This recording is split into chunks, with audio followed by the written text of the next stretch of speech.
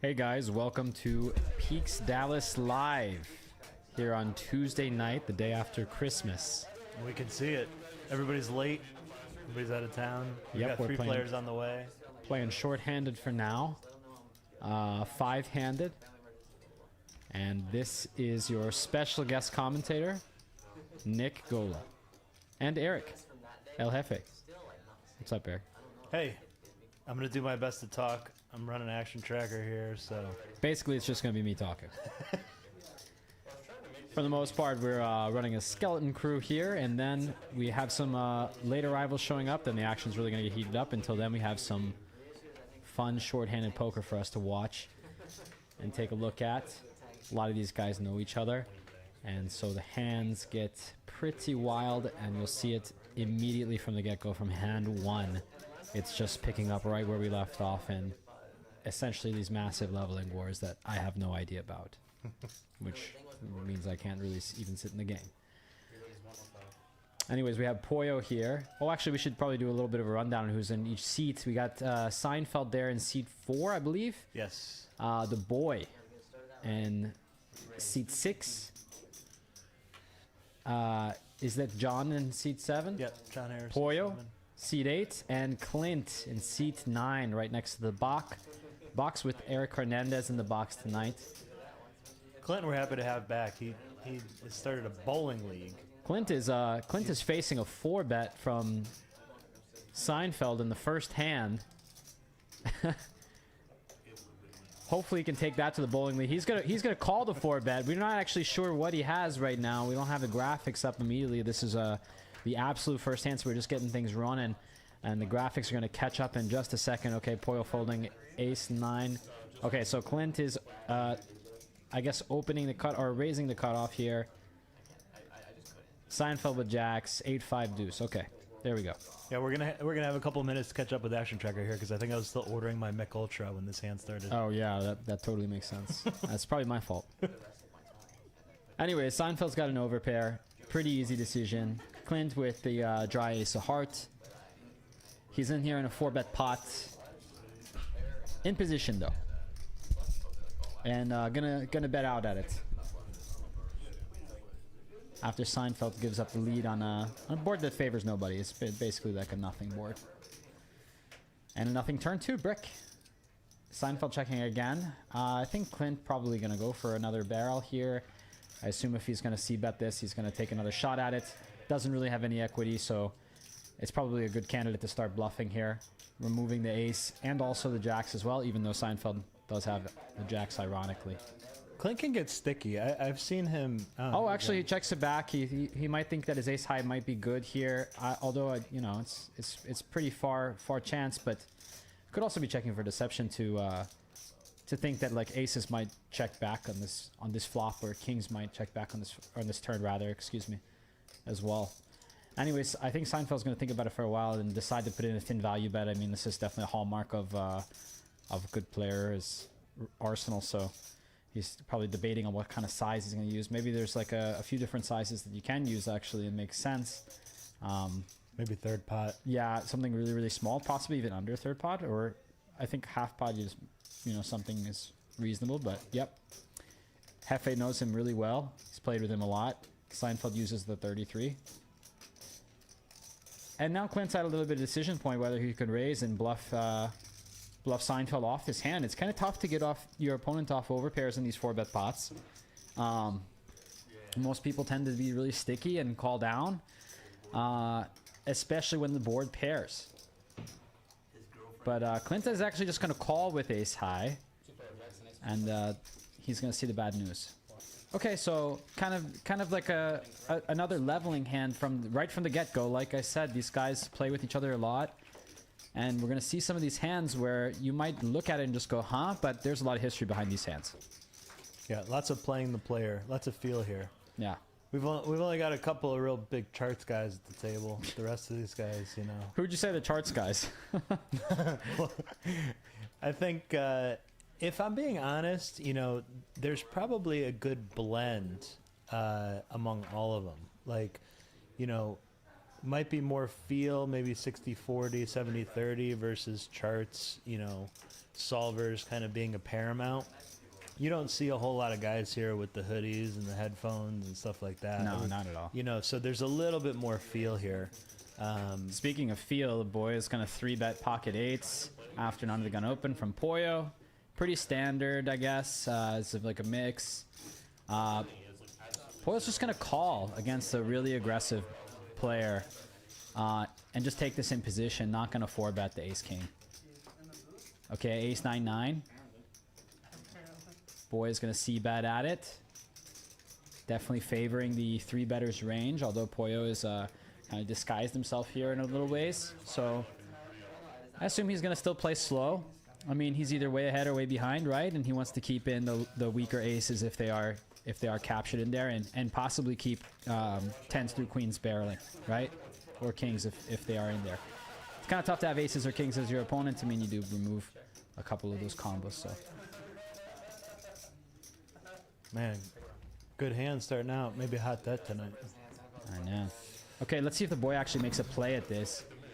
I think out of everybody on the table, like, you know, he can decide that I can be completely uncapped at any time and any point in the hand. But nope, he decides to play it safe and just take a showdown, and Pollo says, no way. I'm going to bet my ace-king. I definitely have the best of it at this point after I see a check on the river. Choose about a half pot sizing, yeah, okay. And this is actually kind of a tough decision, right? Yeah. Pollo's aggressive. Yeah, against Pollo, though, you know, I think, in my experience, he's got it more than he's not in these spots.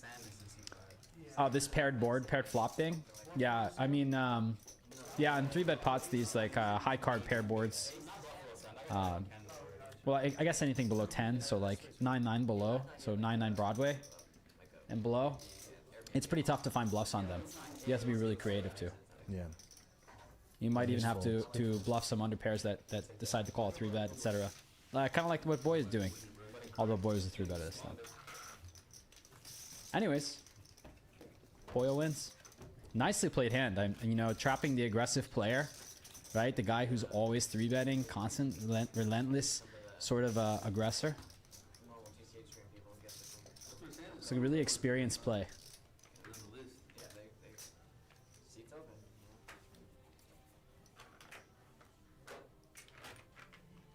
So, who are our winners tonight? Who are you going to pick as your big winner? Man, I don't know. You know, I'd like to see Clint do well. He's coming back from a brief hiatus here. Yeah, from the bowling. Yeah. Seinfeld, I would like to see do well. I think he's been on a bad run here lately. Oh, no. Yeah, you know, either one of those two. I like Seinfeld tonight. You like Seinfeld tonight? He seems refreshed. Yeah, I chatted with him before we started, and he spent some time with his family over the holidays, I think, and I think he's ready to rock and roll. Okay, cool. I'd probably take the boy. You know, if I'm going to be honest with you, like, I probably think the boy is going to have a winning session rather than a losing session. And I guess if we flip for it, I don't know, we could probably bet $100 yeah. The boy would probably win more than Seinfeld. I'll take those. I'll take that. Though. You'll take that bet. All right, I'll take the boy. We gotta make it interesting in here. Yeah, we gotta make it a little interesting. I mean, guys, this is the day after Christmas. I'm looking for some more gifts. We're in a prison cell. You know, I've only scooped the 1-2 game out in the hallway next to the ping pong table. You know, so. I just don't want word that you're playing in here because people are gonna. You know, I've heard so many people like, "Oh, Nick Gold is back." No, I can't come to Pig. So. Oh, that's BS. You know it. They all know where they can find me. Yeah. Here, there, everywhere, and ubiquitous all the time. No, but I've actually been playing a lot more online recently, and I think that just ends up being the territory when I'm in the tennis season. You know, like, it's kind of tough for me to find the hours to get the right amount of hands in live to make it worth it. You know, but we're coming up to basically what is my poker season, so I've been playing a lot more. I actually put in a 20-hour session like 5 hours ago. I just finished it, so I haven't slept for a whole day. Oh my gosh, when do you sleep? Nah, I don't sleep. You know, you're that. A vampire. I know, I'm crazy. That's just the way things are, you know? You can sleep when you die, right? Exactly. Exactly. Eric Hernandez was in there, by the way. Doing great in the game that we were in. Wow, okay. So, okay, we had something of an interesting flop. Okay, boy with a middle pair. Top kicker. Seinfeld with a gutter and 2 overs. Definitely a floating hand. You know? And I've seen Seinfeld raise this kind of stuff, but I think float is a great play. Okay, let's see and evaluate the turn, especially against an aggressive player like the boy. Okay, king turn. Definitely not the card that Seinfeld wants to see. Great card for the boy, but he is going to check it back anyways. And 9 river changes nothing. I think the boy can safely assume here that he has the best hand. Seinfeld might have a little bit of an option to bluff with the king, with the queen and the jack in his hand. But he decides to wave the white flag. Boy's going to win this one. I don't really know about taking that spot all that much. You know, I just find people call down on this, on that configuration a lot. And I'm not sure what the history is between those two guys. But, you know, I think like that queen-jack combo is pretty decent little bluff. But not all the time. So I like Seinfeld play.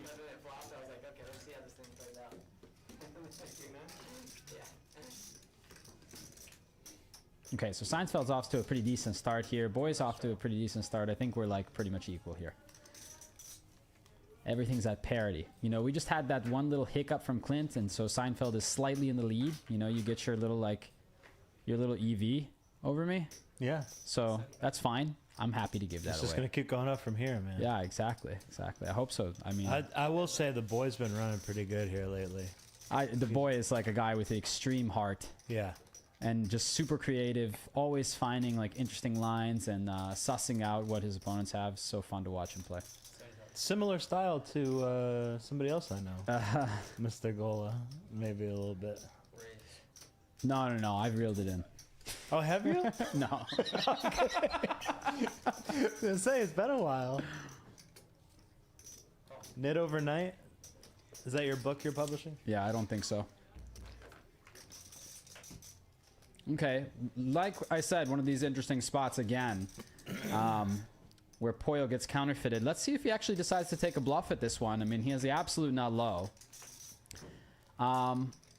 Queen River, it's not going to really change much between both of these two, but the boy is going to give his hand at it. He is going to be bluffing with the best hand on the turn, but now on the river, this is chop pot. And I'm not seeing Pollo finding a bluff here or even a call. So, nice play, boy.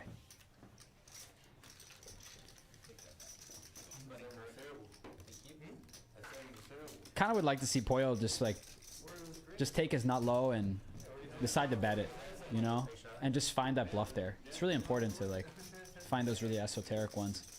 And I don't know, I feel like that one was a pretty good spot, but it's okay to pass them up too. I mean, not a huge pot. Gotta fight for everyone though.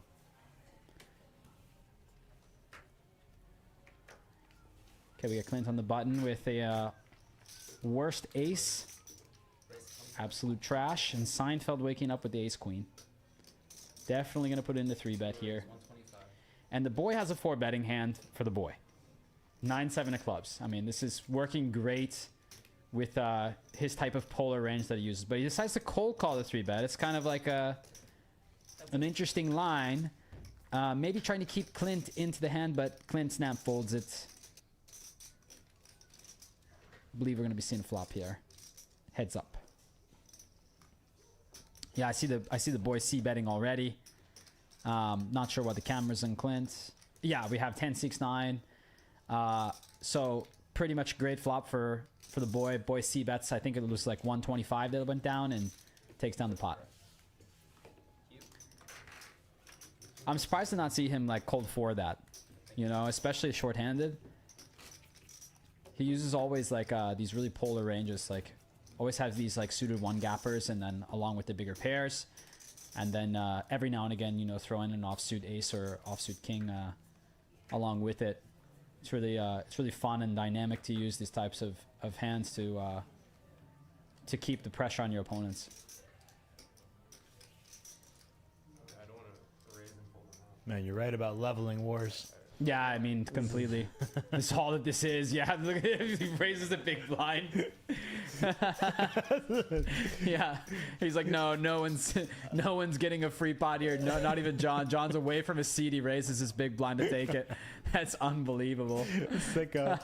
And the funny thing is, like, I don't know, viewers, he is the nicest guy. Like, he wears this villainous type outfit.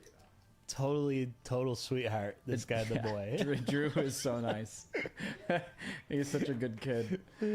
Oh my god. Okay, let's see what's going on here. All right, we got Clint under the gun to a6. I'm assuming that's a fold. Seinfeld gonna open it up with the ace-jack offsuit.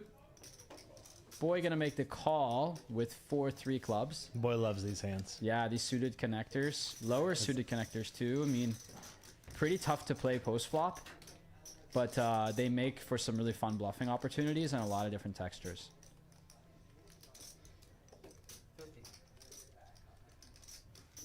I feel like we picked two players who are going to battle the most. As I just want to caveat here, as I'm operating Action Tracker, that we're on a 15-minute delay. So if anything transpired in the last 5 minutes, my bet's still good. I'm just watching what's happening over here. Oh, no. That's not good. That doesn't sound good for me. I think I'm going to owe Eric $100. I'm just saying. Well, sad face, but I mean, the night is young. All right, everybody's adding on now. Oh, we're going to get deep here soon. We are going to get deep. Everybody's adding on? I think so. Oh, boy. Okay, so we have some things in the works, guys. We are going to be taking some of the cap off before Benji. I believe we have JD coming from TCH. I believe the TCH game didn't make. I haven't confirmed that that's the JD, but that's the rumor. We'll see what happens there. I don't really know. Benji is coming. Who else is going to be coming? Elijah? No. Sam. Okay. Sam's the last one. I think Samir maybe. Samir. I'm not Samir? positive. I don't know Samir. Well, I guess I'll find out.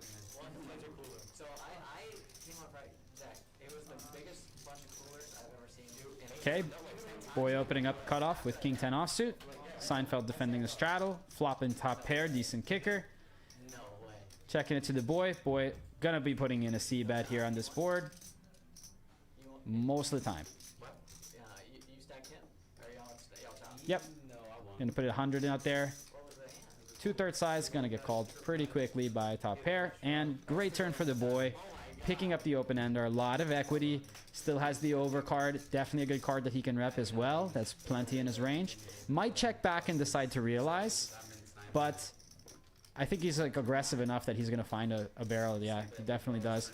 The size I choose is like a little bit of a smaller size, the half pot size, instead of going with the overbet, which I think is pretty much fine.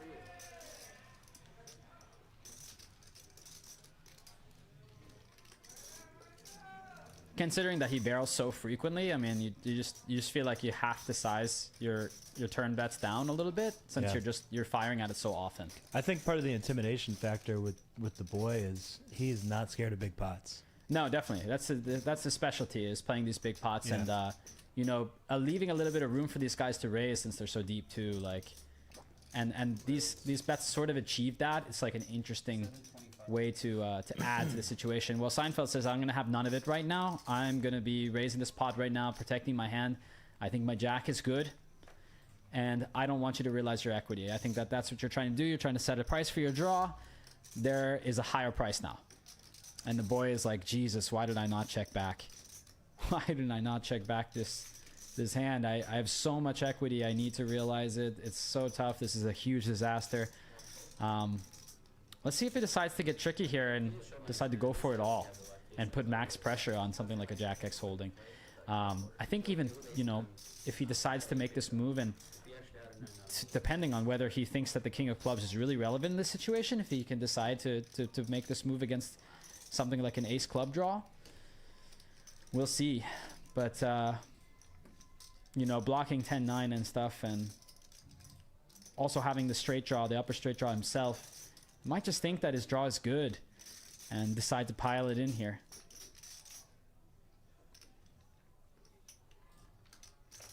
Tough to figure out what the boy wants to do, especially after this long tank. I don't really think that it's going to be a shove after this long tank. You know, this definitely would be too odd with all this posture, and it's very defensive. Yeah, definitely looking like a fold. Yep. Okay, well, you know, it just happens. You know, sometimes you put in the second bet and your opponent catches wind of it. You know, this is all part of this whole leveling war thing that we were talking about earlier. And these guys just play with each other so much, and they know exactly what's going on in each other's heads sometimes, and they can just figure it out right on the nose. And that's exactly what Seinfeld did. Guy's a genius. It's not looking good for me, by the way. I think I'm going to lose $100. Thank God all your dealers paid me $600. It's always a free roll. Oh my gosh.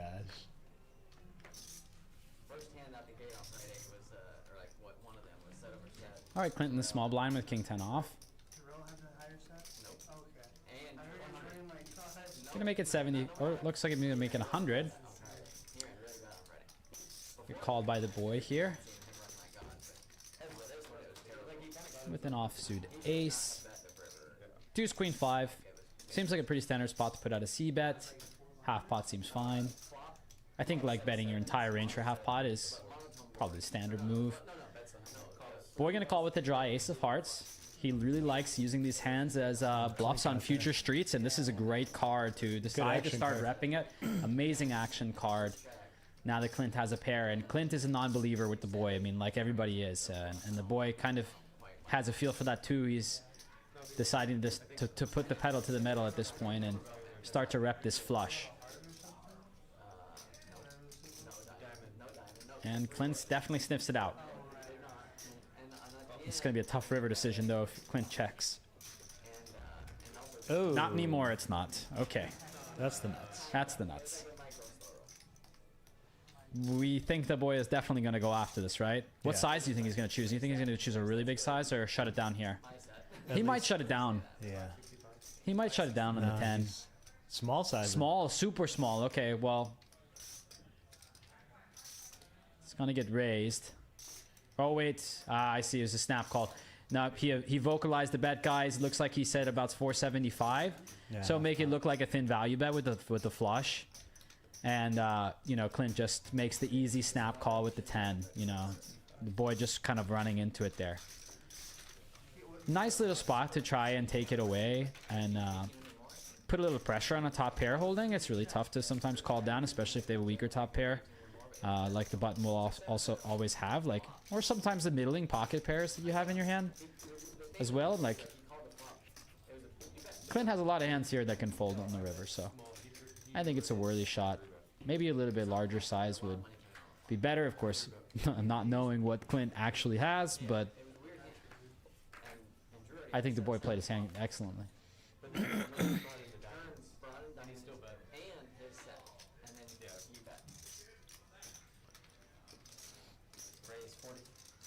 Okay, Seinfeld with the computer hand.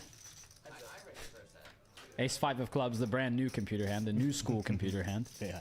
Yeah. Boy once again defending with basically the same hand as last time in the straddle, except now in the big blind. Seinfeld leading in the same spot. Same exact spot as last time, guys. You're going to be betting 100% of your range here. And 9 turn. Pretty much a brick card. Not really changing much of anything.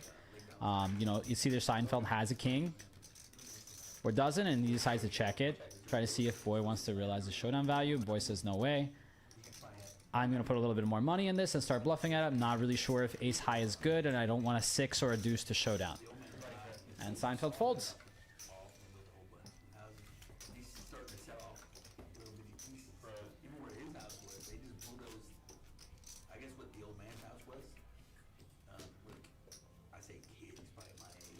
Where's John at? There he is. Okay. Found him. He's back. He's looking for food. He's hungry. Oh, he's hungry? Yeah. What do we have tonight? Raising Canes. Raising Canes. Hear that, guys? Come on down to Peaks. You got free Raising Canes here. Benji's favorite. And also a great 1-2 game. It's tied for favorite, I should say. And we have, what? We have a seat open this game, right? Yeah, there's going to be one seat open. One seat open, guys. So if you're at home watching right now, I don't know how many viewers we have. I guess I could look on my phone in a second, but It's kind of a... So last week, these guys said, hey, can we start at 6? It would be super helpful for us. So we started at 6. This week, they started messaging. They said, hey, are we doing 6 or 7? I said 6. Of course, everybody's late. So it's this like transitional period trying to determine if it's going to start at 6, is it going to start at 7? Oh, yeah, sure. I mean, you know, it just is what it is. So the... half of the people are on time, half the people are late, which is totally acceptable. I'm just actually about the odds I would expect for changing the guard here. Yeah, I mean, you know, they are poker players. You just don't know what happened like the past 5 hours or so. And I mean, that's definitely true for me. So Yeah.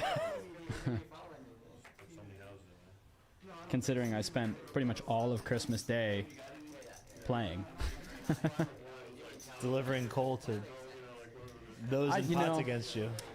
I don't know about that, but let's say I delivered some presents as well. Okay, that's nice. I was Santa, Rudolph, and the Grinch all at once. All right, boy, kind of soft playing this hand a little bit, trying to keep the pot small on this board texture, especially after the deuce pulls. And yeah, I mean, 10 not a great card, but for either player generally. But John this time just has it. Boy can't help himself. He wants to go for a value bet here, and of course John's gonna stuff it in his face, like for sure raising. A lot of weird posturing here though, and then the raise. I'm pretty sure Boy is gonna think, yeah, my queen's probably never good here, but pretty decent odds to see if he is just bluffing with ace high or something with ace of clubs. Kind of hard to have a 10 in this spot, so he might look him up.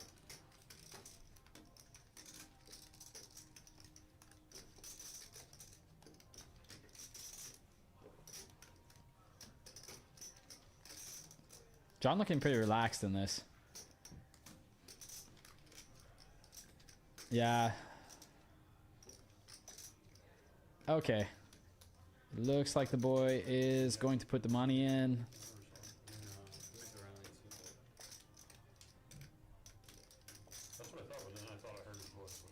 Yeah, John seems just very relaxed here as he shows down the 10. It's definitely good. Nice thin value raise here on the river. After the miracle card hits. It's a pretty awesome spot.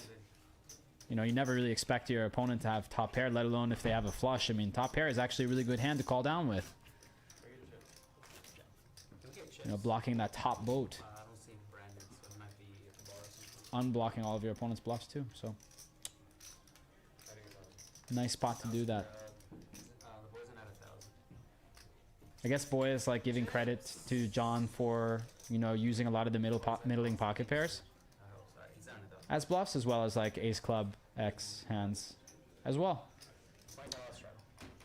It's pretty nice. Pretty nice hand for John.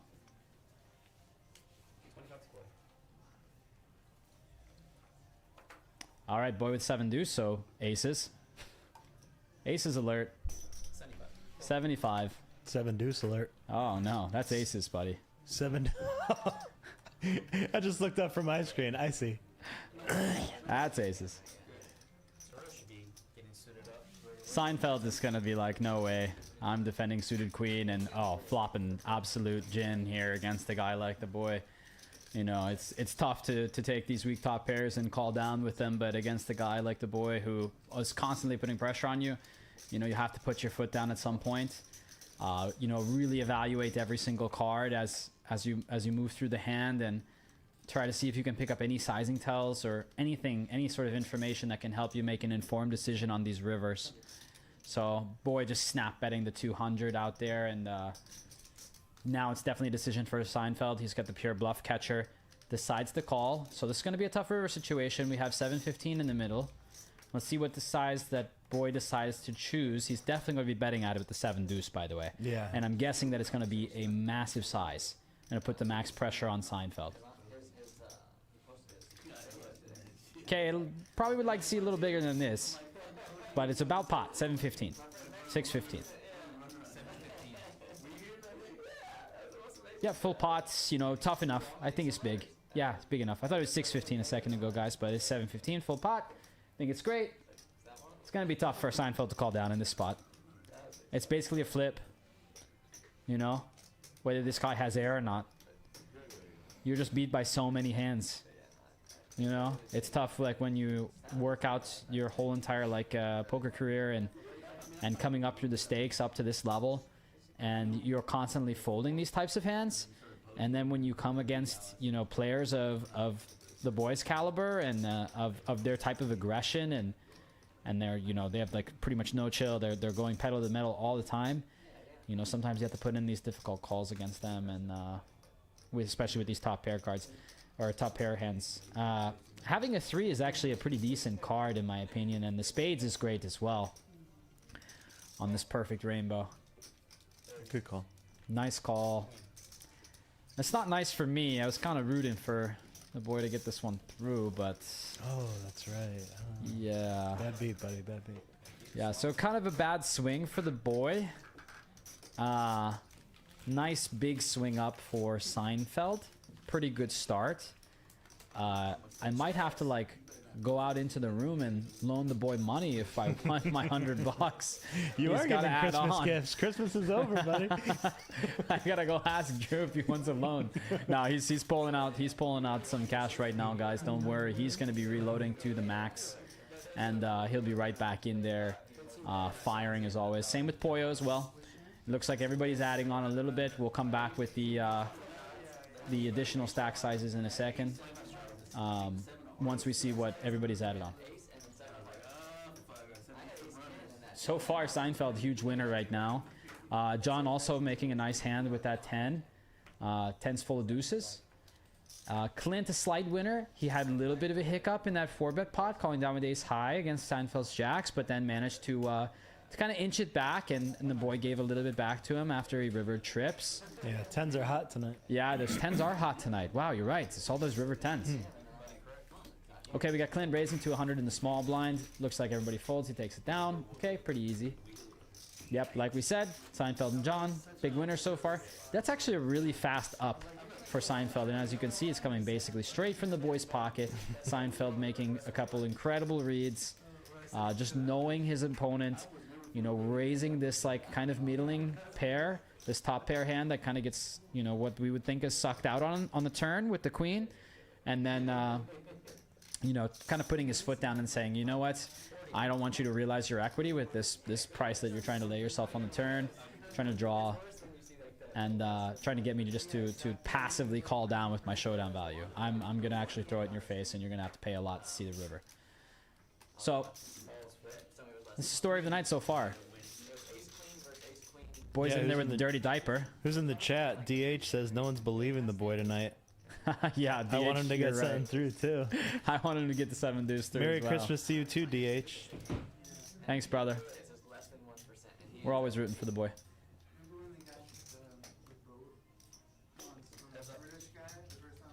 Okay, potential strange situation here. It's kind of a dicey situation for Pollo and 5-5 deuce. Gonna see how he maneuvers this kind of odd hand class. He gets a snap call from the boy with the dirty diaper. Wow, I mean, this just it's a clinic for Pollo right there. Oh, 3 deuce. Oh, he makes the 3 on the river. Sorry guys, I didn't see that. Been up for 2 days. Boy gets there in the end. I think Pollo actually makes a pretty decent read to value bet. I mean, it's kind of hard to put your opponent on 3 deuce. And yeah, he was good for pretty much the entire hand up until the river. Pollo definitely like 100% feel, you know, sort of like not even really old school. He's just so ever present in like all card rooms around Texas, like constantly playing. Him and Clint are probably the 2 most experienced players by far, right? Yeah, I think so. Yeah, and Seinfeld also like a very experienced player as well.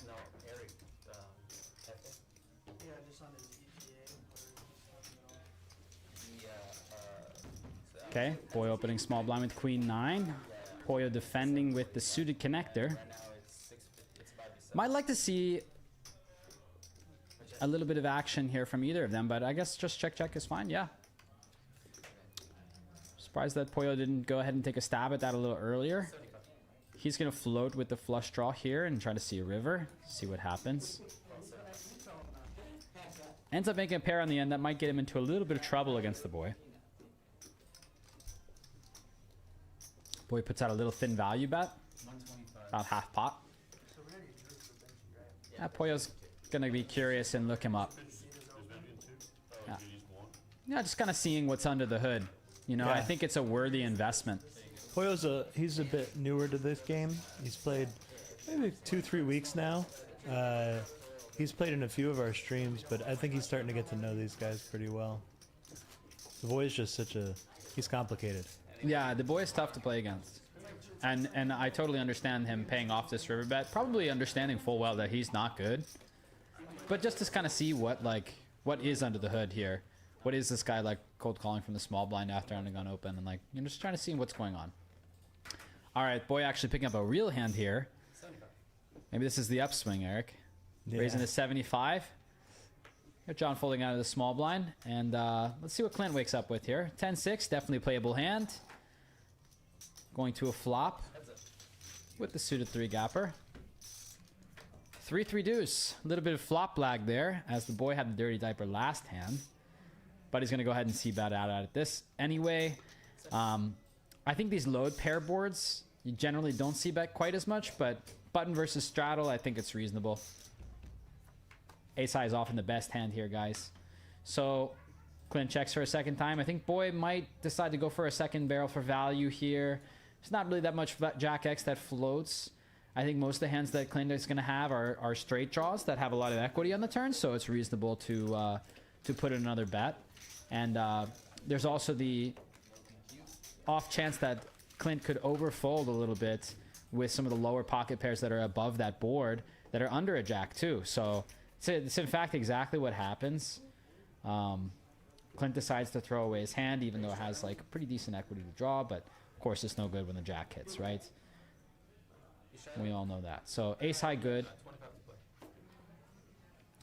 It's always a really interesting board to encounter, especially button versus big blind to straddle. These low rainbow boards that are paired. 3-3 deuce, 4-4-5, etc. These connected low rainbow boards. Really fun ones to play. Okay, we have a little bit of a limp pot here to Seinfeld. He's going to be friendly and check it through. Flop king 9-3. Clint going to check the back door. Straight draw. Seinfeld checks the best hand here. Oh wait, the boy actually has the best hand with the 9. I think this should check through again. Oh, looks like boy is going to go through for another bet here. Might take this down. Yeah. Seinfeld might get a little bit frisky and decide to be cagey with his ace high. But yeah, he thinks better of it. Thought about it for a second. I mean, just trying to keep him honest and playing cop. But I feel like he's been doing that enough. Like, you know, you get him a few times. Like, you can kind of lay off these really super marginal spots. So that's exactly what Seinfeld does anyways.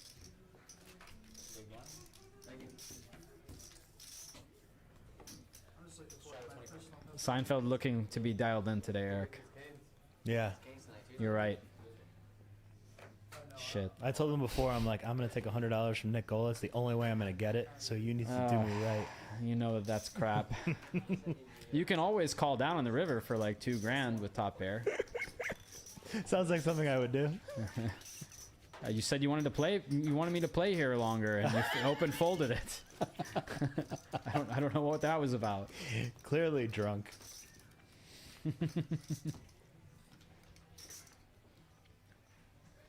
Man, those are the days. Yeah, those were fun. Those are the beginning days. That was Jason Burt's birthday. Yes, it was. And we had a 1-2-5 game that got to like 60 grand on the table, 70 grand on the table. Yeah, it got a little bit off the rails, but you know what? That's what playing this game's all about. You know, just going out there having fun, splashing around, and making some irresponsible decisions with a lot of money. That's right. Oh, and win a lot of money. I mean, you could win a Camry in this game.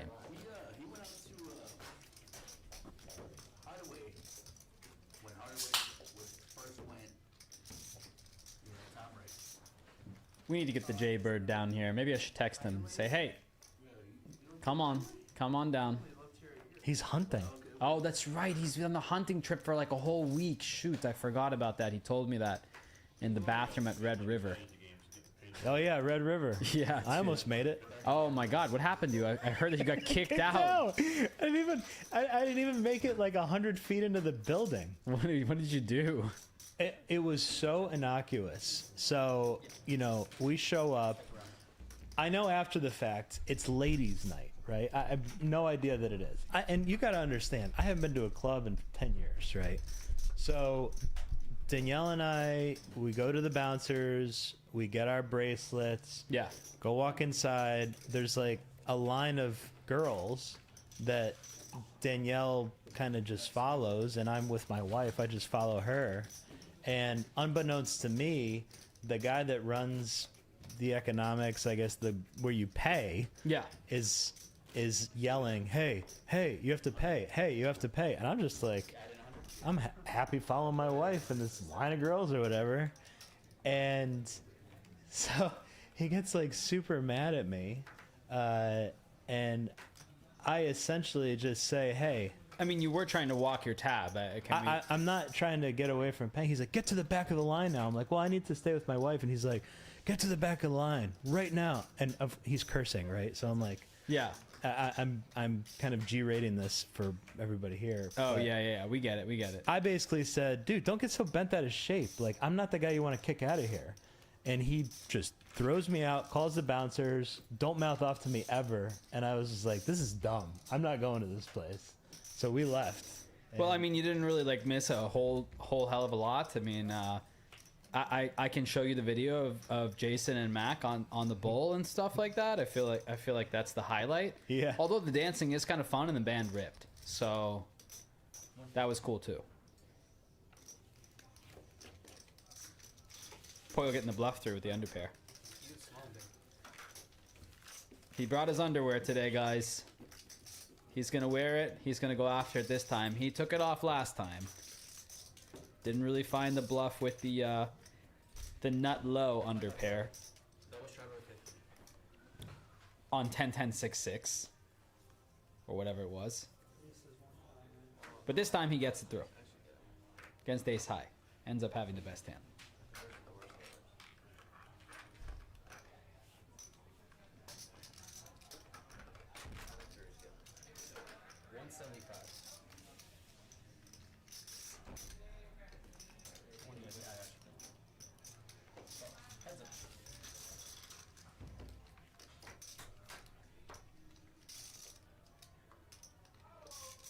Okay, Clint gonna just go ahead and c-bet this one here.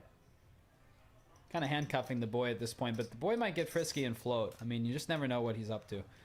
No, decides to just give it up this time. He's been taking kind of a beating. Down 2K already. I mean, we are not that many hands into this whole entire thing, guys. So, you know, the money is flying in one direction, and that is towards John and Seinfeld.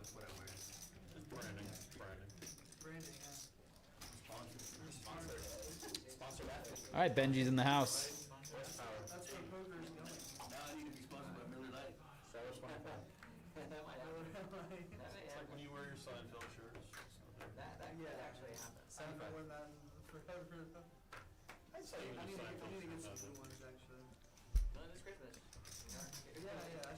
Not looking good for my $100. RIP. Ah, God. There's worse ways to lose it. That's true. This is true. Seinfeld folding the dirty diaper. What a net.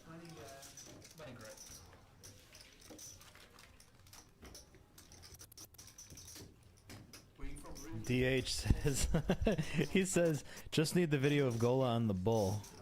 Post on Pigs. I did not get on the bull. Oh gosh. I did not get on the bull. I know I'm so no fun. So exactly no right. fun. I got tennis to play, you know, I got like my life to live. Probably should have done it. I mean, they were going really easy on Jason, but I think Jason paid them extra for that. Oh, good. Oh, good, because I tried to skip my door tab. Yeah, I know. I'm glad they made money, Red River. I mean, I'm pretty sure Jason gave him extra on that too, so I feel like you were missing the boat on a lot of this. Northerners. All right, Pollo flopping a flush here. Gonna be tough to have this be the worst hand at any point in this hand. So you know, this is gonna be pretty easy to react to here. Pollo's just gonna play it cool, just call. Clint with top pair, top kicker. Might even think about putting in a second barrel, although, you know, generally he will stray on the conservative sides, I think, in these spots. Might check back, but he decides to go first in value against Pollo. I guess he deems that Pollo is a little bit loose enough that he would call lesser top pairs in this situation. I guess in this case, you know, Pollo obviously has it, but, you know, we'll see what Pollo decides to do now, whether he wants to raise it, kind of see where he's at, or just call. Okay, he's going to go for the small raise. And now Clint knows for sure that his top pair is no good. Maybe like a call in that situation a little bit more. See a river. But I think it's prudent just to see exactly where you're at with your hand. And, you know, Pollo playing it a little bit more aggressively.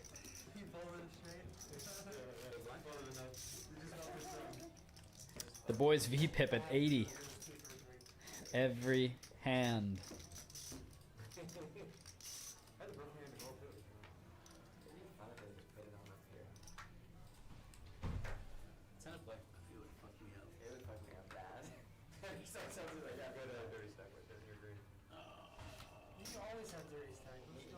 All right, Seinfeld to King 10 suited. Definitely great hand. Almost premium in this lineup. Boy flatting with the sevens and the small blind. Kind of interested to see why he wouldn't 3-bet this hand, but wow. Bink. Okay, Bink. Yep. This is a setup. Okay, Seinfeld decides to go small. Boy plays it cool. Try to keeping John in, just in case John has a diamond draw. Doesn't want to scare away Seinfeld. Seinfeld definitely going to be going for a larger size at this point. Oh wow, decides to check it back. Wow, and pop. Oh my god, this is amazing. Easy game, easy game. So does he win the high hand for this, or what? Does this have to go to showdown? Yeah. Nah, it's too late. That's too bad. 7 o'clock it ends. Okay, there's 200. Boy snaps it with the boat. Yeah, he flopped it and got 1 outered. Yeah, 4 outered, whatever.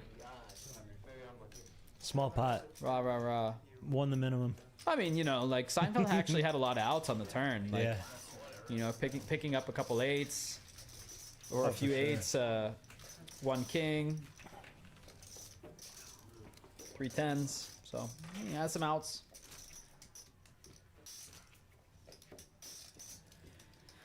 It's always a big disappointment, and I think probably from the boys' perspective, he's probably thinking like, "Wow, I'm running pretty bad today." I have to agree with him too. Yeah. That definitely solidifies it. It's tough to flop a full house and not have the best hand by the river.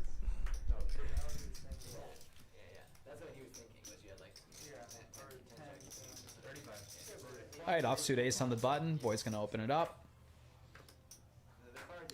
Pollo's gonna defend 8-3 suited. It's a little loose, but definitely fine when you flop a pair. Yeah. If you know you're gonna hit an 8, I mean. Yeah, if you know you're gonna hit an 8, then you know. Easy Unfortunately, money. the boy has an ace, but check, check. I think the graphics are a little off, right? I thought I saw cards different, but perhaps not. Anyways, Pollo ends up taking that pot, guys. There was no ace on that flop. No ace on that flop. Jack 8, 7, 7. And then brick was the run out. So, a little graphics error there. You know, Eric's new at this. Thanks. I just get so engaged talking to you about Red River. Oh yeah, sure, I get it. I mean, I'm sure it must have been me. It's PTSD I have. Gosh, I hope your wife's watching this.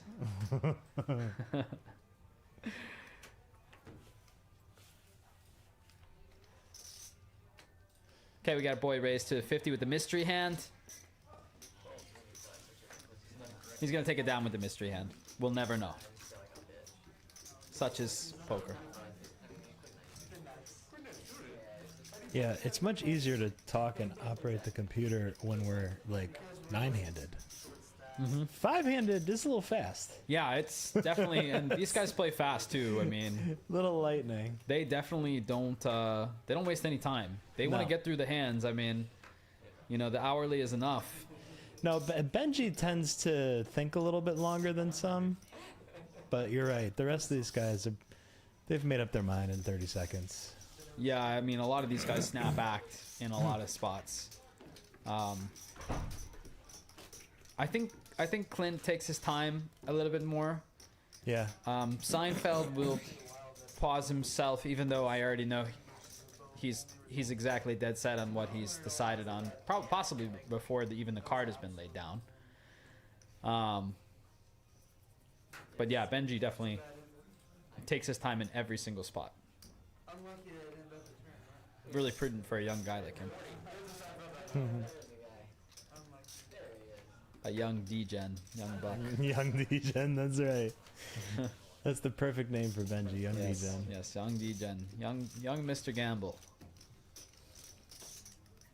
Benji has a lot of gamble in him, as you said before. Yes. Yeah, serious amount of gamble. Kid has it, guys.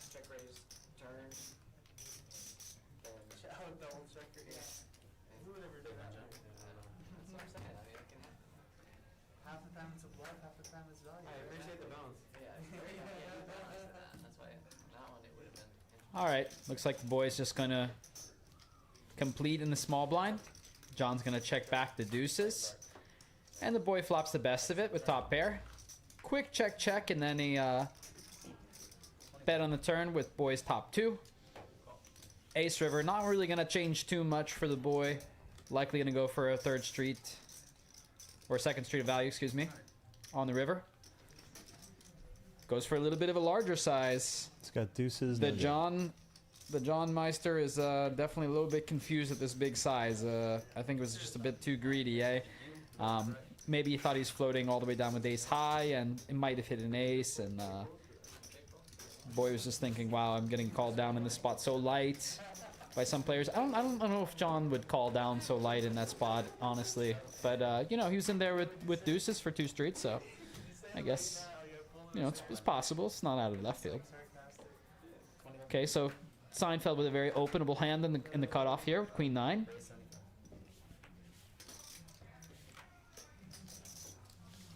Have Clint defending in the straddle with Jack 10 offsuit. Nice little flip headed our way. Okay, King 5. Definitely decent board for Seinfeld with the flush draw. Also nice to have the Queen of Clubs in your hands. Gonna c-bet here. Clint probably is thinking, geez, what am I doing still holding these cards? It's taking me forever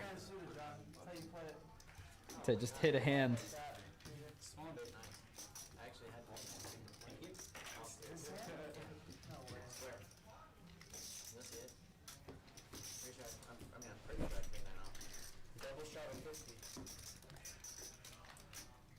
I believe that is a 50 on, if Yeah, I'm not double mistaken. straddle.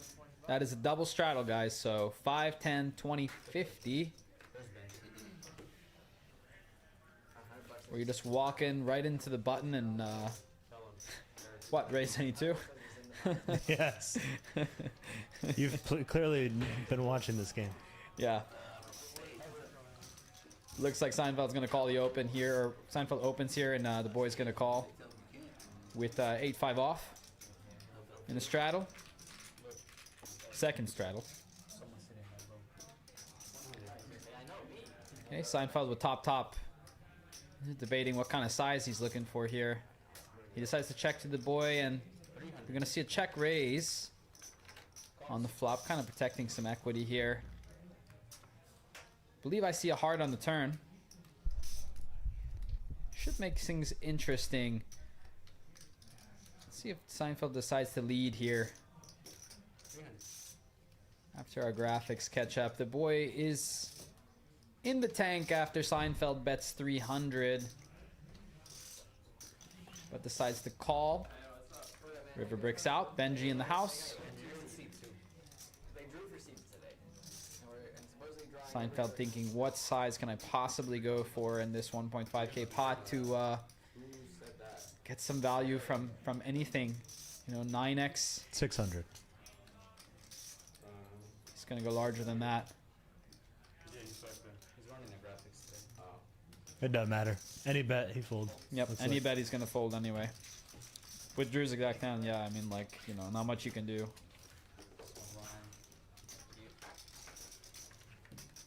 think they had these. Yeah, you're C2, C1, and then Sam. Nice hand, Seinfeld. Who's Sam? I'm gutted. Maybe the aces guys? I believe the aces, but maybe not. Technically, JD. Oh, who's that? Yeah. Oh, is that Benji? That's Benji.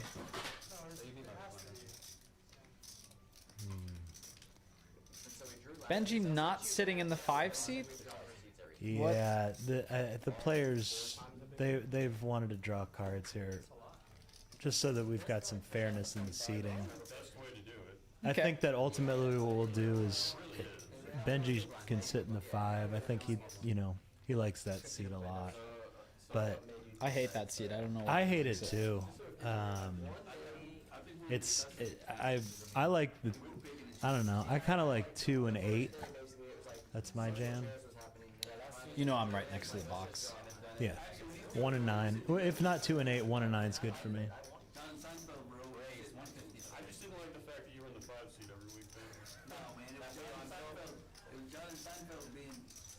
But yeah, there's this, you know, Benji hosted this game, and you know, you played in it, I think, from Yeah. a while back. It started maybe 6-8 months ago, and then it turned into the stream. And now Benji's a big time Vegas guy. Like, he goes out to Vegas all the time, and he's gone for a few weeks. And Oh yeah, guys. Benji's at Champions Club playing, you know. democracy speaks. Like, it's not the dictatorship it used to be. No. So- 2550 with Phil Hellmuth and Yeah. 5100 with Phil Hellmuth. Can you believe Helmuth called him a nit? It's kind of funny. Well, very ironic. I mean, Hellmuth Very is known ironic. for his projections.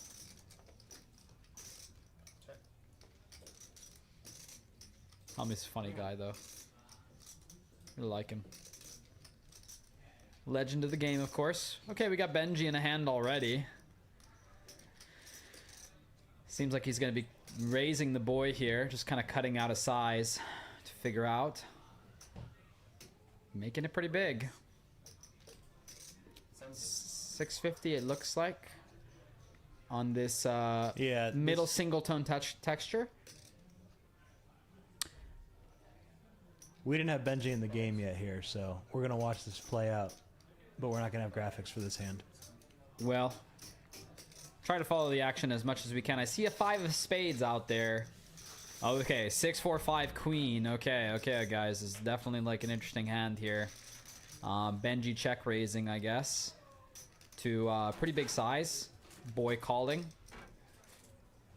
Decides to check it over to the boy after the flop check raise. Looks like the boy is just gonna put it in.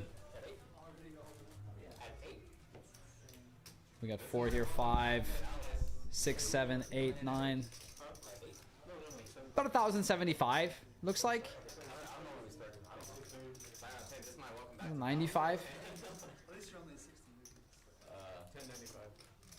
Benji looks interested. I know you just showed up, but it's not actually the first hand. We've been playing for a while. No, I know, I'm saying my first hand. No, the stream just started. Benji looks very interested. Yeah. Boy rips. Benji's thinking. Seems like he's not going to be able to fold something like a pair 8s through 10s. Right? I think Benji's got 6-8 of diamonds. I saw them, even I saw them, wilder. I saw them table their hands. Ha! And you'll see it in a second here. I just think it's, we should tell the viewers. He's definitely got a 6. I see. Well, so much for my read. I have no idea what's going on in this hand. Okay. And he calls here. He says, I'm way behind. Benji says he's way behind. Decides to run twice. He has a 6. And 6 river. Not way behind anymore on the first run out. Pretty decent run out for the boy on the second run, but Trip 6 on top with a queen 8. looks like Pair of sixes with a king queen 8. He scoops. Benji's gonna scoop this. Boy's gonna surrender the I stack. think the boy had overs. I'm gonna keep those. Sorry, he's in U500 right now. He's okay. Have something like ace jack. Maybe yeah, something like No, that. I don't even have time to settle in or anything. I'm ready, like, right. All right. Well, I king 7 of spades. That was me to have a very You're 500 behind. Okay, I think we need two more. another cash advance to the boy. I need two more. I think I was good the whole time. I'm betting three. So Benji, pretty much from the first hand, building himself like a pretty nice, like a nice battling stack. Yeah, in Right, the in 2 the seat cap too. game, Maybe and he'll remember this. Yeah, maybe he'll And decide not yell to at change me. his He's not gonna yell at me for kicking him out of the 5. for giving him the 5. Yeah. Yeah, I don't know about that. I mean, that's Benji's favorite seat. I Like, know. You know, Benji has his preferences. I'm so torn. Benji has his preferences.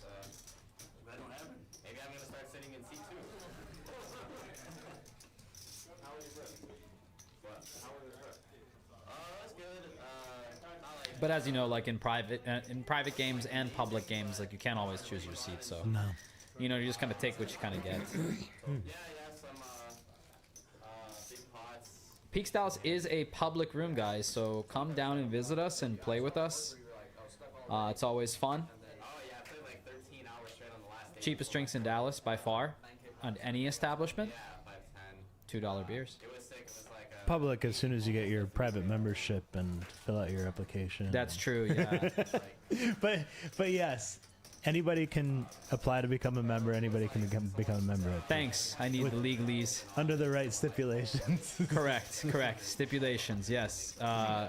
Sign the paper. But it's totally worth it. You know, it's a nonprofit, full bar. Drinks are $2 to $5. It's top you know, shelf drinks for $5. All kinds of games. Yeah. It's Mick not- Ultra, all the Mick Ultras you want. For, Look, I don't have good taste. I understand. but there's all kinds of games here. There's complimentary dinner most nights. You know, we've got. I think there's a couple tables rolling out there now. They're playing poker, 1-2, no limit hold'em. And then of course we've got the streams, and it's a really cool spot. We've met so many awesome people here, and you know we'd love to have you down. It's in the Design District, super safe spot, really nice area, right behind the Hilton Anatole. I've seen some of these places around the state that are just like, Whew, man. yeah. They get scary, don't they? Not a place, you know, that I'm necessarily comfortable going, But here's nice. yeah, it is nice here. Right? Like we're right in the middle of it all. And it's just like such a perfect home game vibe. I'm a little bit biased, but I try to be objective when I say these things. And we've got good people here. You're not what I really love about this place, and you kind of see it on the streams. Guys are chatting, people having a good time. You know, sure there's battles, sure there's guys that oh, this guy again, oh, I gotta play this guy, but it's a friendly kind of atmosphere, right?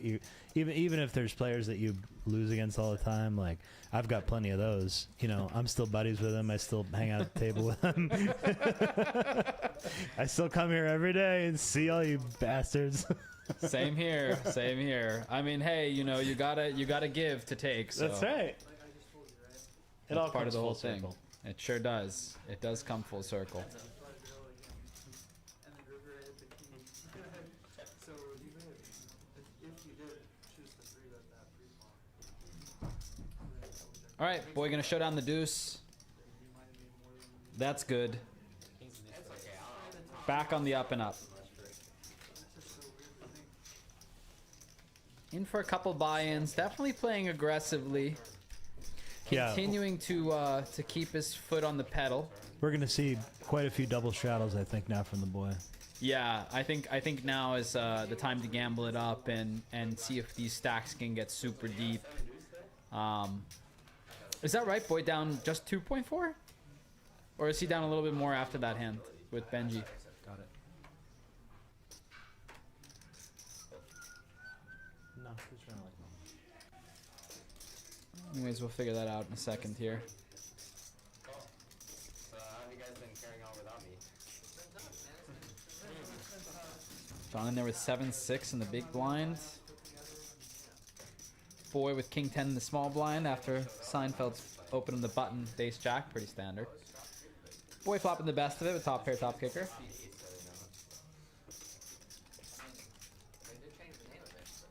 Seinfeld might decide to peel a card here. This will be my last night here for quite a while. Ace high is sometimes good here in this situation. I was Bowling, kind of reading about these spots earlier didn't I? So, this week. for a while. Yeah, and Seinfeld taking the lead after Boy checks. And it's exactly what the Boy wants to see. You know, those checking ranges, they tend to trend weak on the turn, especially from the out of position player. Boy, you know, mixing nicely with this strong top pair hand. And not sure if we'll see a bet here from Seinfeld. It's a tough one to bluff. He's got a lot of showdown value. He does decide to show it down, and Boy's gonna take this one. Yeah, I don't mind. I just got back recently, so I had some stuff done last day, but, I don't mind being better. Like 6 on Friday also, right? Or I have not yet. I didn't know this was Tuesday, was that? Friday's rough for me, man. Like, I'm out Tuesday, no Friday. Oh wait, what's your name? Steve. Mine's okay, I go by Boyle though. Yes. So what? Boyle. Oh. You can call him Polo. Chicken. So that means chicken in Espanol. It wasn't a chicken last week though. Definitely no chicken in Like, first game of the big game. 30 Right, bucks. against this Lon's the one before, right? Yeah, the Nick game, yeah. Yeah. Boyle waking up with the big hand. I'm like, hey, you should just go Got the all in queens. this time and just get it over. Raise. The Boy, a little stuck. Gonna decide to play. In position with the suited 6 gapper. Oh my god, you've got to be kidding me. Sick. This is sick. I mean, the Boy's immediately gonna raise, right? Oh wow, just playing it cool. Okay, just calling. So I just lost about a 6K pot to the Boy the other night doing this. I had queens, he had 5-7. We were playing like 3 or 4 handed, 25-50. I mean, it's not over yet. Poyo's got a lot of equity, and this is kind of a bad card on the river. It might kind of save Poyo from losing more money, but he decides to snap it off anyways. Yeah, it ended up not being as big of a pot as I thought. Like, I thought maybe the raise would be going in on the flop here. Thinking it's just tough to have a 9x in the 3-betting range, and I mean, if you're going to call with 9-3, you might as well take it down to the felt, yeah? So, anyways, 6K pot with Boy, what happened? Yeah, I had jacks. He had like 5-7 off. The board was it was 5-10-5. Oh god, It was you spiked. I think it was a 4-bet pot. And I ended up leading out with the jacks. He raised, I ripped it, and he had the goods. 4-bet pot with 5-7 off, eh? I was stuck. Waste. Yeah, he had 5-7. I think we're all. I think you and I were both stuck. That is some stuck logic. Yeah. It was not the best. But that's yeah, that just happened. I mean, clearly Poyo's a better player than I am, but Poyo played it. He played it cool. We can do a hand of every He played it cool. I think he lost the minimum there, really. Yeah, I played Taiwanese. Kind of a scary run out for the Boy, though, with, you know, going king. It's not quite easy. Anyways, nip buttons are out. So now things should really get spiced up. Nit button definitely influences action in a way, and the Boy is a player that likes to just get the nit button off immediately and will just be outrageously aggressive from the get-go, and to pick on some targets that still have their nit button. But the rules are pretty simple. You know, you win a hand, you lose the button. Just got to show your hand in order to lose the button. However, I think we should just wait it out. The loser pays what? What's the bounty today? 50. 50. 50 a person. 50 a person. And what they're doing now, they do a PLO flip at the end. So if you are the loser of the Nick game, you have an opportunity to win your money back. Okay. That is Different. different. I guess if Benji's in there, you know, you're gonna have flips. Yeah. And He's the then master of the flip. Benji goes to Las Vegas for a couple weeks and stuff starts to change. I know. He's got to be here. You gotta be flipping. Not getting C5. Oh, okay, I see. It was, yeah, we're compromising. Okay, that's fair. Okay, I see a pretty big bet there from John. Open from the boy. 3-bet from John, 375 with a very big hand. You know, big slick. King's everywhere.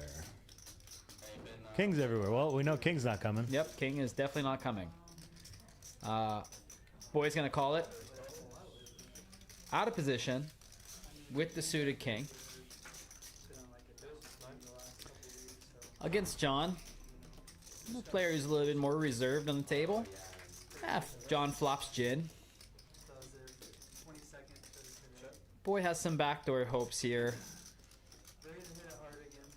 Would probably be expecting a c-bet a lot of the time from John, but I think checking back too is also like is an option. C-bet definitely more standard play. Boy just lets it go right then and there. I mean, pretty much flops nothing, and John gets rid of his nip button.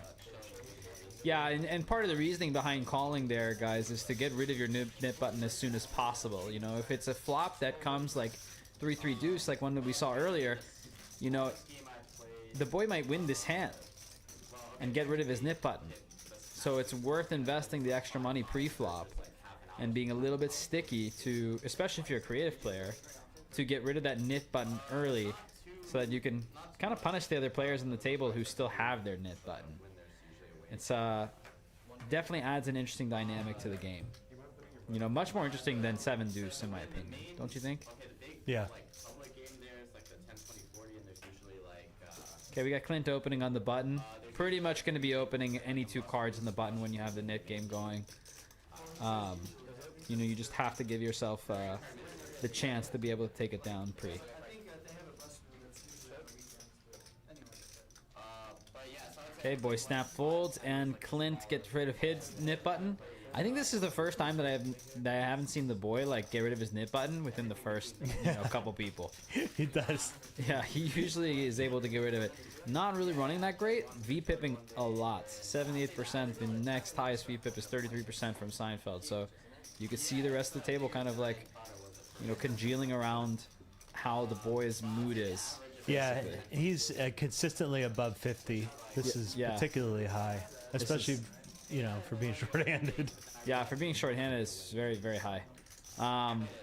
So yeah, I mean, he's definitely the player that drives the action all the time. That's why I picked him to run hot. I just watched a Lexo vlog. Actually, I saw that too. Yeah, I saw that too. And there were 4 tables. And he was talking about how it's better than normal. When he He was like, normally it's Okay, Benji with the legitimate hand, suited ace on the button. oh, I'm into the main game and Definitely super strong when the nip game is gone. Seinfeld folding the suited jack in the small blind probably would want to peel with that hand, especially with the nip button, but the boy is just going to flop trips instead. Benji misses hard, though. I mean, how many times can you flop trips in a night, right? Yeah. Well, starts with a small bet. Benji going to call with ace high for sure. You know, Drew has a lot of incentive to go after these pots, so it makes sense to just go ahead and bet now. Picks up a flush draw also on the turn. It just keeps getting better. Goes check, check. Benji not getting there on the river at all. Boy's got a lock on this hand. Benji checks it back. Gonna see the bad news that he's losing the 7-4 off. Or 7-4 suited, rather. Trip fours, wow. Reminds me of the one time there, David got me with the 7-3 off. The trailer nuts. That's what he used to call it. David Alexander? Yeah, David Alexander. When I ace queen, I'm like, huh. That's in his range. That's a cool hand. Didn't know it was called that. He was here the other night. He was here that I was just talking about the hand with the boy, man. He was running over all of us. David Alexander? Yeah. He ran up 1,000 to like 5K. Jeez. What a guy.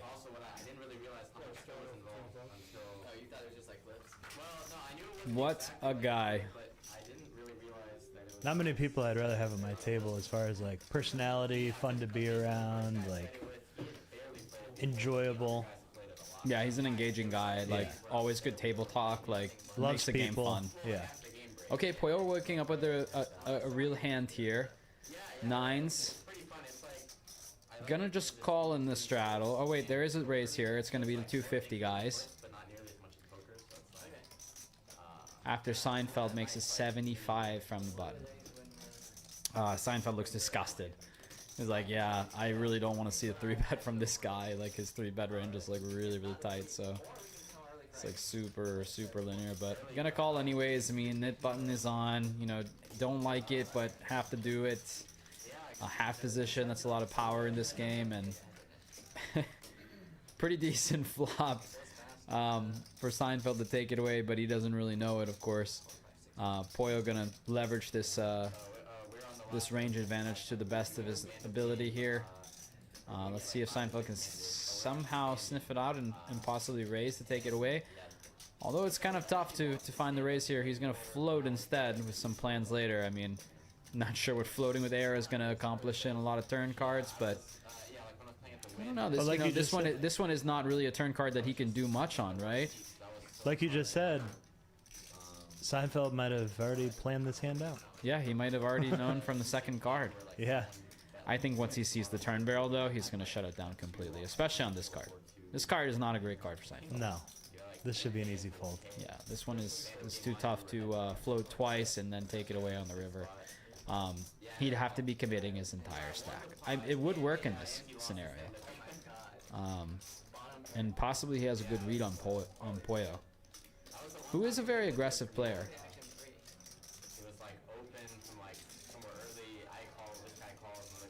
Let's see if Seinfeld comes up with something sick.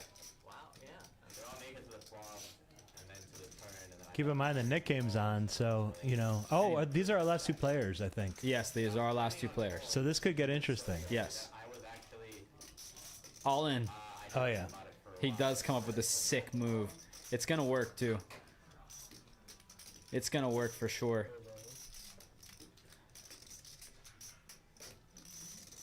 Oh my god, if Poyo calls this would be so fucking crazy. Gotta hand it to him for even thinking about it this long. Most people, I think, would just snap his hand in the muck. That's the tough element of the Nick game. That's It's the only so thing he's tough. thinking about right now. So tough. Seinfeld, one of the only guys with enough balls to be doing this kind of stuff on the table. And his image is good. He's been, you know, He's been showing showing down down good good hands. hands. Yeah. But Poyo is, he's thinking about this. This is a suspiciously large bet after that turn barrel. I'd be thinking, you know, we're short-handed right now. It's not a big payout for the Nick game. How much stack do I have?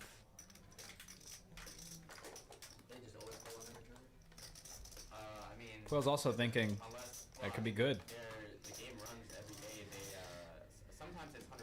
I don't think this is saving face at all, guys. I think Poyo smells it. It's just too hard of a spot to really call down in, right? It's just not worth it. No. It's not worth it. Poyo's got great instincts for the game. I mean, this is a guy that grinds public rooms and, or, you know, private membership rooms, whatever you want to call them. Sorry. And makes mincemeat of a lot of players. But yeah, he decides to lay it down. It's a great bluff by Seinfeld. It's super cool that he finds like the sickest bluff in the room. Ew, gross. Poyo has Oh. to see it too. Of course, he's gonna be pissed. Yeesh.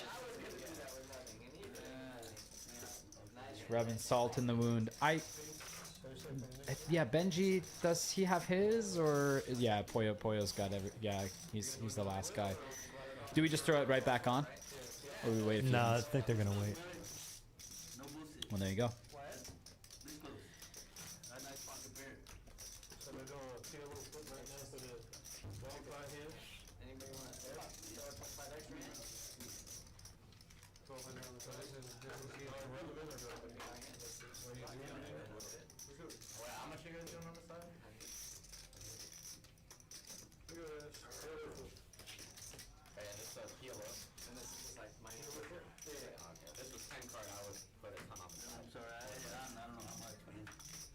What do we got here? We got a little PLO flip here, or what?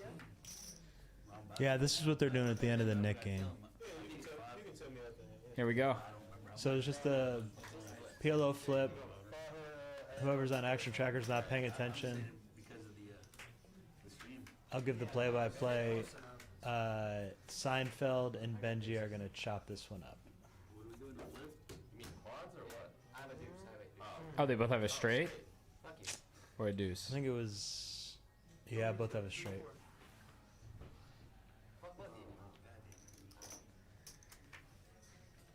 Oh man, Slow rolled. stinks to chop this somehow. It's so crazy.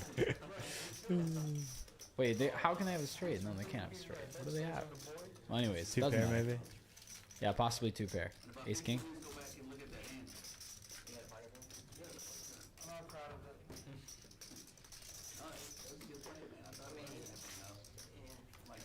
it. Well, Sam and JD running late.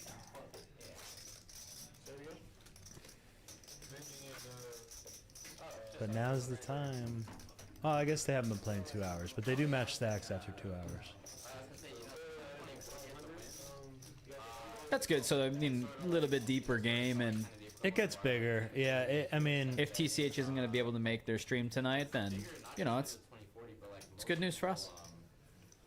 it'll be, you know, these guys will get, stacks will be, you know, by the end of the night, maybe 15 to 20 in some instances. The biggest pot that we had that was televised was like a $20,000 pot with the boy and Seinfeld a few weeks ago. Who was on the winning end of that one? Seinfeld. Weird hand. No, duh. Very interesting. No, he took a super unique line and check raised the boy twice and ended up ripping on the river. It felt, I think, bluffy, to say the least, but ended up having two pair, and I think Boyd said it was one of the worst calls he's ever made. That's hard always to be shown a big one when you feel like you're onto something. Just bring your 25k chips. Very creative. It's a stack of 25k. Yeah, both players are insanely creative. They definitely think outside of the box a lot. Big time feel guys. Speaking of little field, we're gonna see Benji just gonna pile in a 3 into John. Just add a little bit of pressure. Looks like it's gonna go check check. Benji gonna muck. Yeah, you know, just have to take a stab at it. It's worth it. Just kind of fold out a lot of air. Doesn't always have to call down with the 10 either. Like some players make the mistake of folding that strong 10 with the overcard blocker. All right, we got Terrell in the box. Where's the 50? Yeah, here it comes. Oh. Huh? No. Oh, maybe not.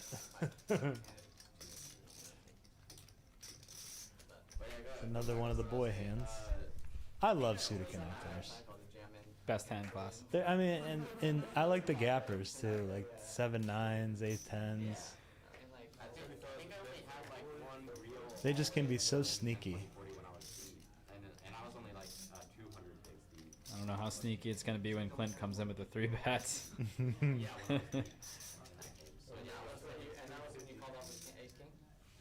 Benji going to release the 4s here.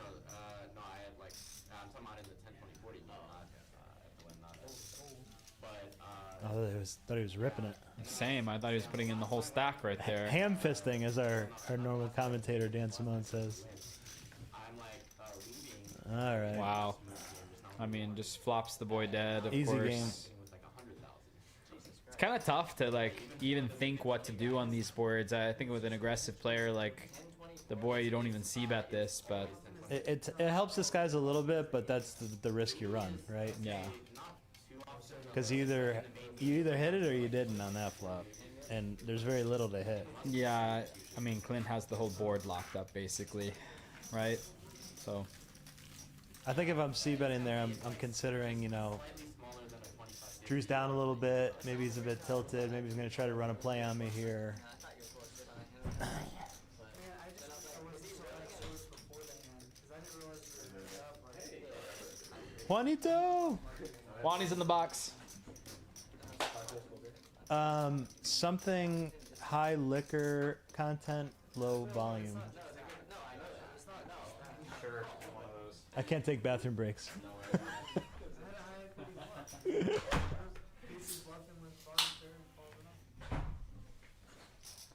I'm throwing the beers after my marathon session.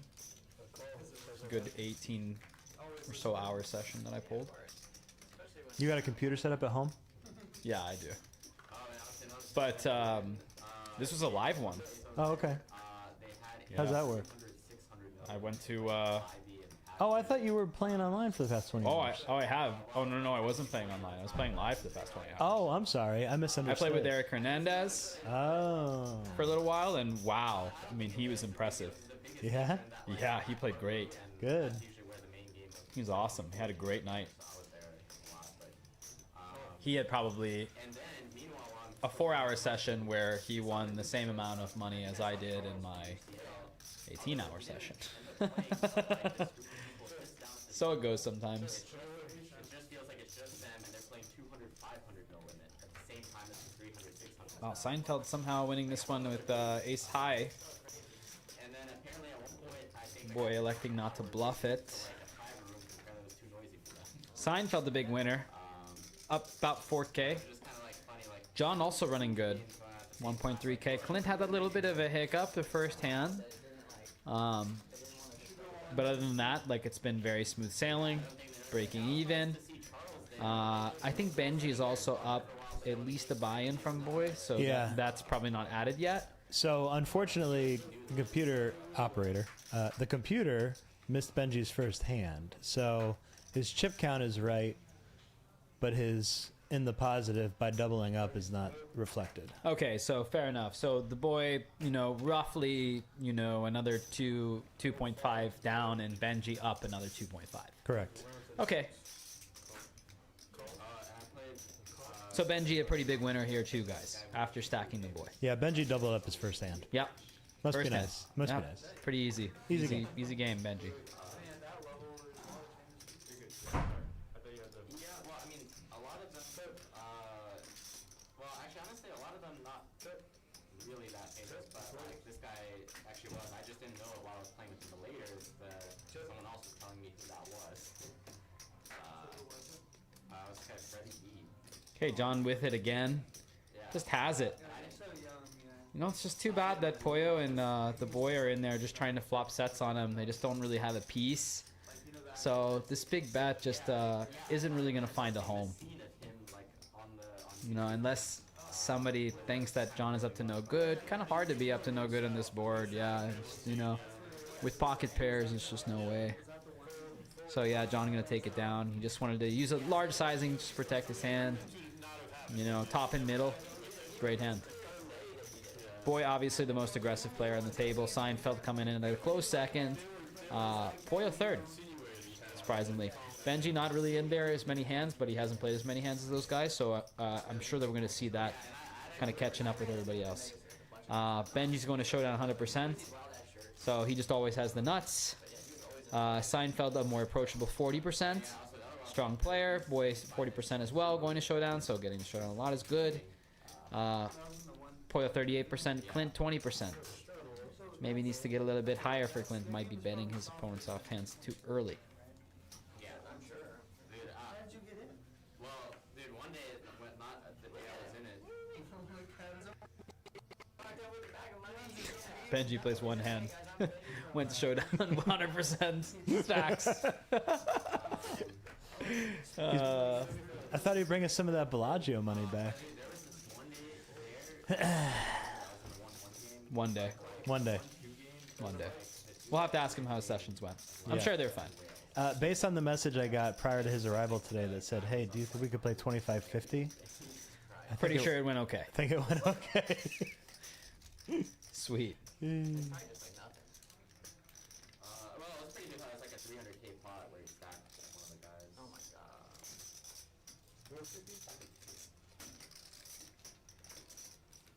All right, Benji getting rid of his knit button first.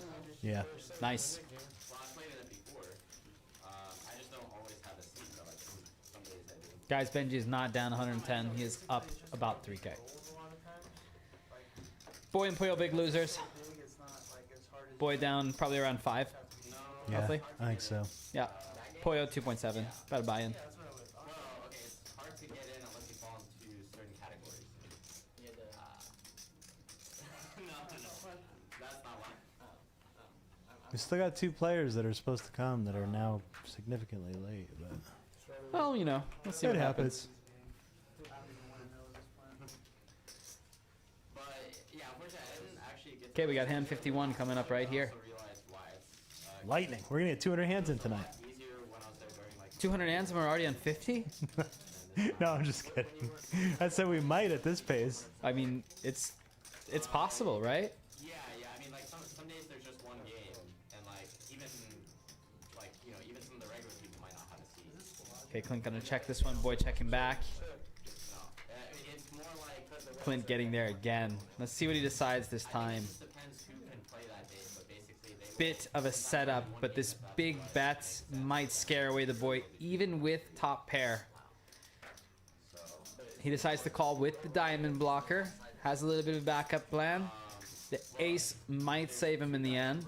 I imagine that Clint will go for one more large bet. Wow, he decides to check it. It's a really good play.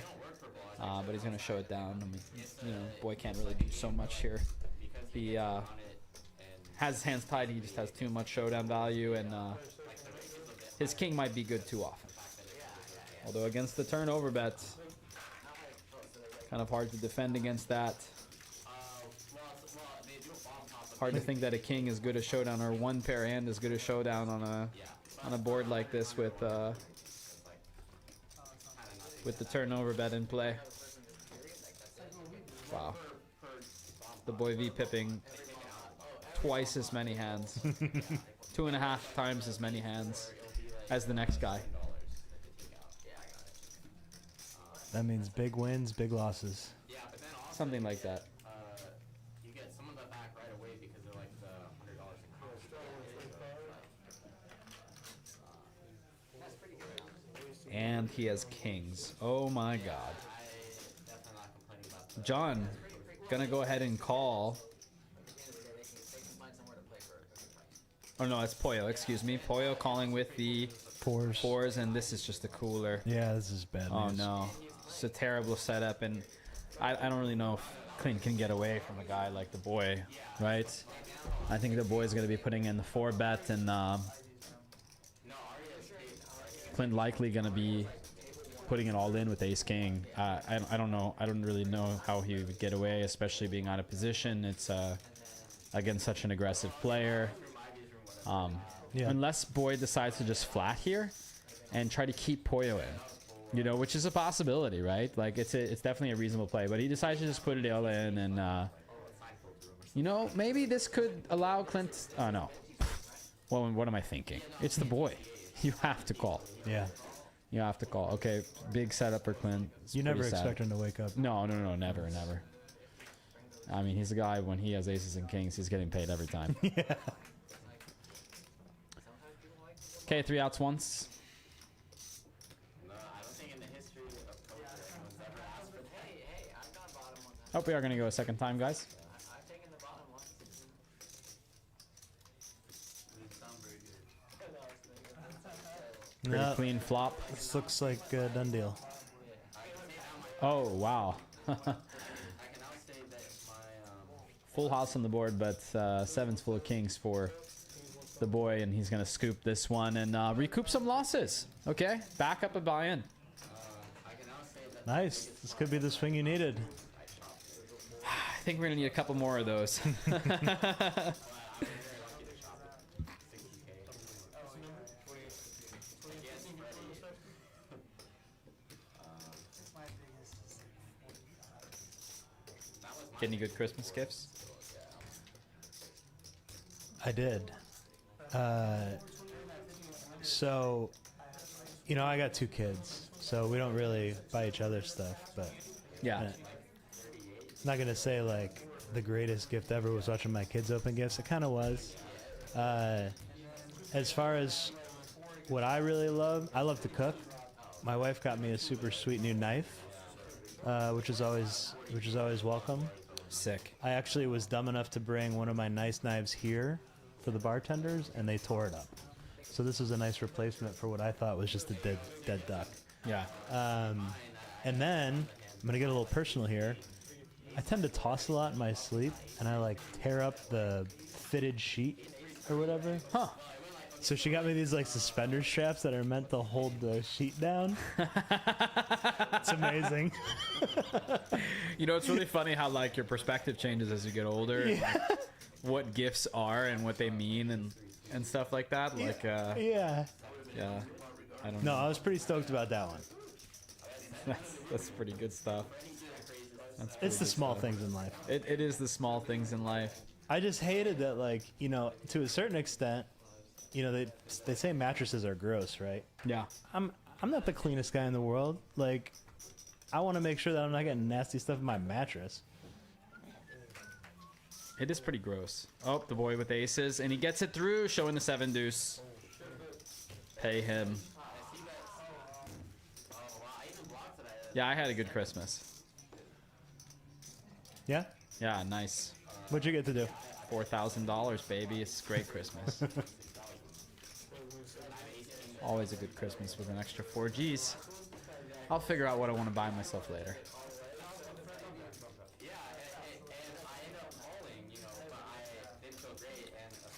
Clint is, I'm sure he's adding on, but so that chip count won't be right. I see that he's got 1,500 in front of him right now, so I'm pretty sure he's going to add on to the full stack, guys.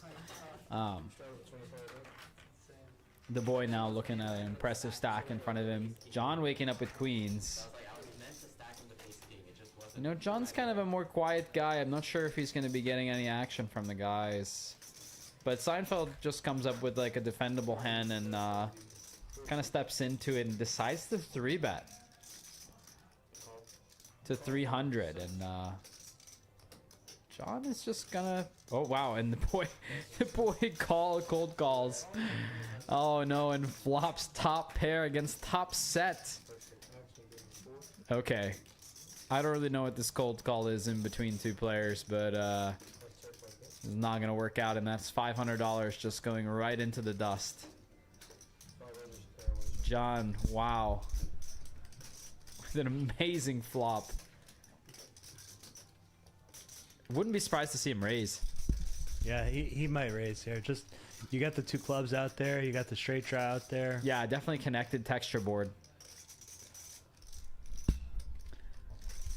How big is he gonna go though? Kid kind of dropping chips everywhere. Gonna go with 3 times the bet, I guess. Okay. I mean, what do you do here? Thank you, brother. Thank you. I mean, with the boy's hand, snap fold. But me and the boy aren't the same person. Yeah, this is no joke at this point. You know, I don't really think there's a lot of bluffs here, and especially not as many as there's supposed to be. Wait. I don't know if it's gonna be good today. What were you drinking the other day, man? It looks awesome. This is like a blue drink. Oh, yeah. Can I get a blue Hawaii? What's in that? What's in that? Come on, fold it, Drew. Yeah, it has like It's no good. blue curacao. Kicker's no good. You got no nip button. Then the Kicker's no good. yeah, I think there's like some like Don't compound the mistake. syrup. Come on, buddy. Don't put it in. Just put it in the muck. Wait, is it? Can you make it with like? Can you make He's it not with, folding like, king 10 of clubs anyways. He's not folding ace king of clubs.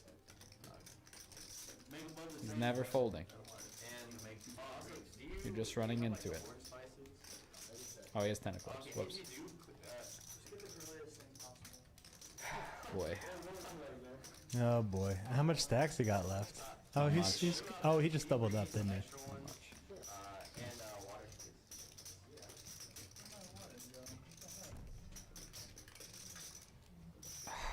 Gosh. Brutal. He thinks he gets there on the turn. We got about 0.5 SPR or like 0.75 SPR. John just puts it in and you know, this Look at he's looking at the camera like, oh my gosh, how is this? How did this happen? And you know, it's just I don't know what happened pre-flop. I didn't realize that there was like a 3-bet and then a cold call. But I mean, this is just very obviously stepping into a hand that looks exactly like nuts, doesn't it? I mean, you can, it's unmistakable. So. This is one of those where you're like, please don't make 2-pair, please don't make 2-pair. And then it happens and you're like, oh God, so tempting. Because he's got, I mean, what does he have, ace king? What do we see the pre-flop is? Raise 75 call?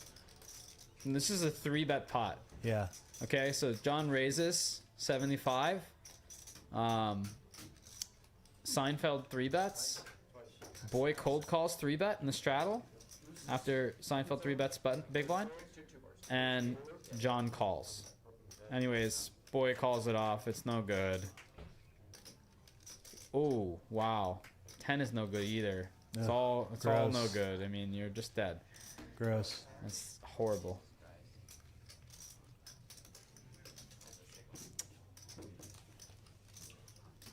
Wow. Just the teaser on the end on that second run out too, but John is going to scoop a massive one. I wouldn't be surprised if the boy just calls it after this one. I'd probably call it a night on this one. I don't know. I'm looking into the future, and he's still sitting here. You're gonna grind it out. Well. Yeah, you made the max, Sean. That's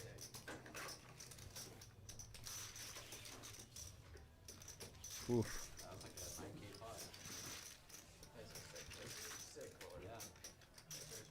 And a grinder he is. Chips. Chips.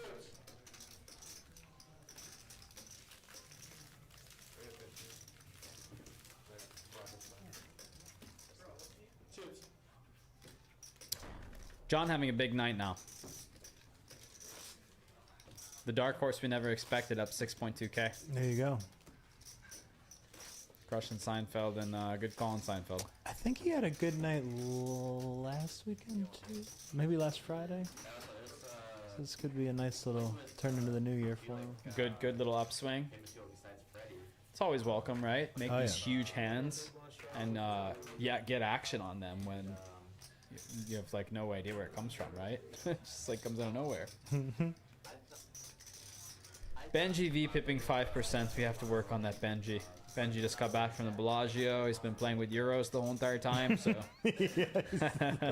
he's kind of in a mode. A knit overnight. Yeah.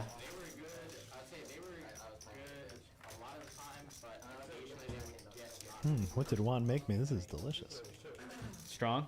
Yeah, it's good. It's like old fashioned with lots of cherry juice. Is that what it is? It looked Yeah. almost like a Coke or something. Like I don't even know what it is. Yeah, no, it's good. Sweet.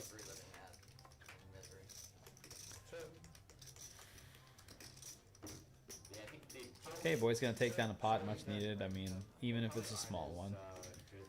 Every little bit counts, guys.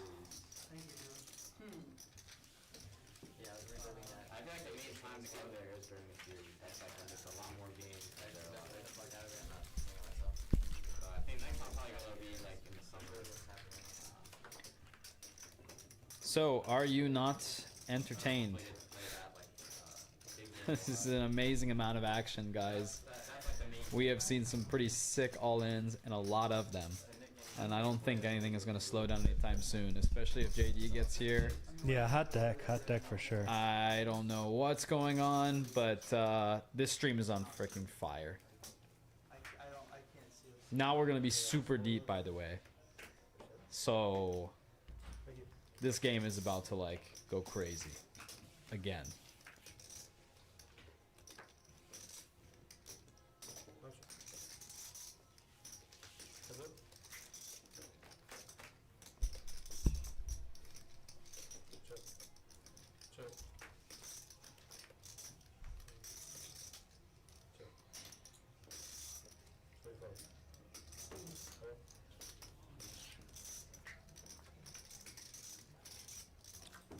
I can hear Benji talking about playing blackjack. We get the full rundown when he gets back. My heart goes out to his parents. Yeah.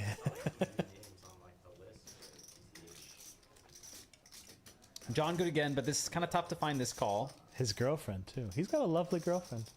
She's Oh been yeah, here a I've few met her times. before. She's coming. What's her name? I can't remember her name. I can't remember her either. She's very quiet. She's like just in the background at like any games that we've been playing Yeah. over the year and a half that I've known Benji or so. John finds the call with the jack. Pretty impressive. Everything going right for him right now. Big 10K stack to reward him too.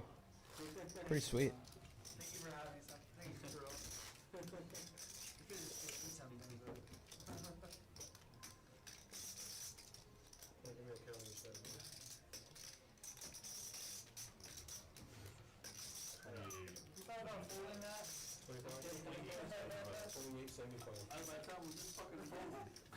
I wonder if Dan Simone is watching us, judging us. Look in the chat. Let's see, is he chatting? Danny Phantom.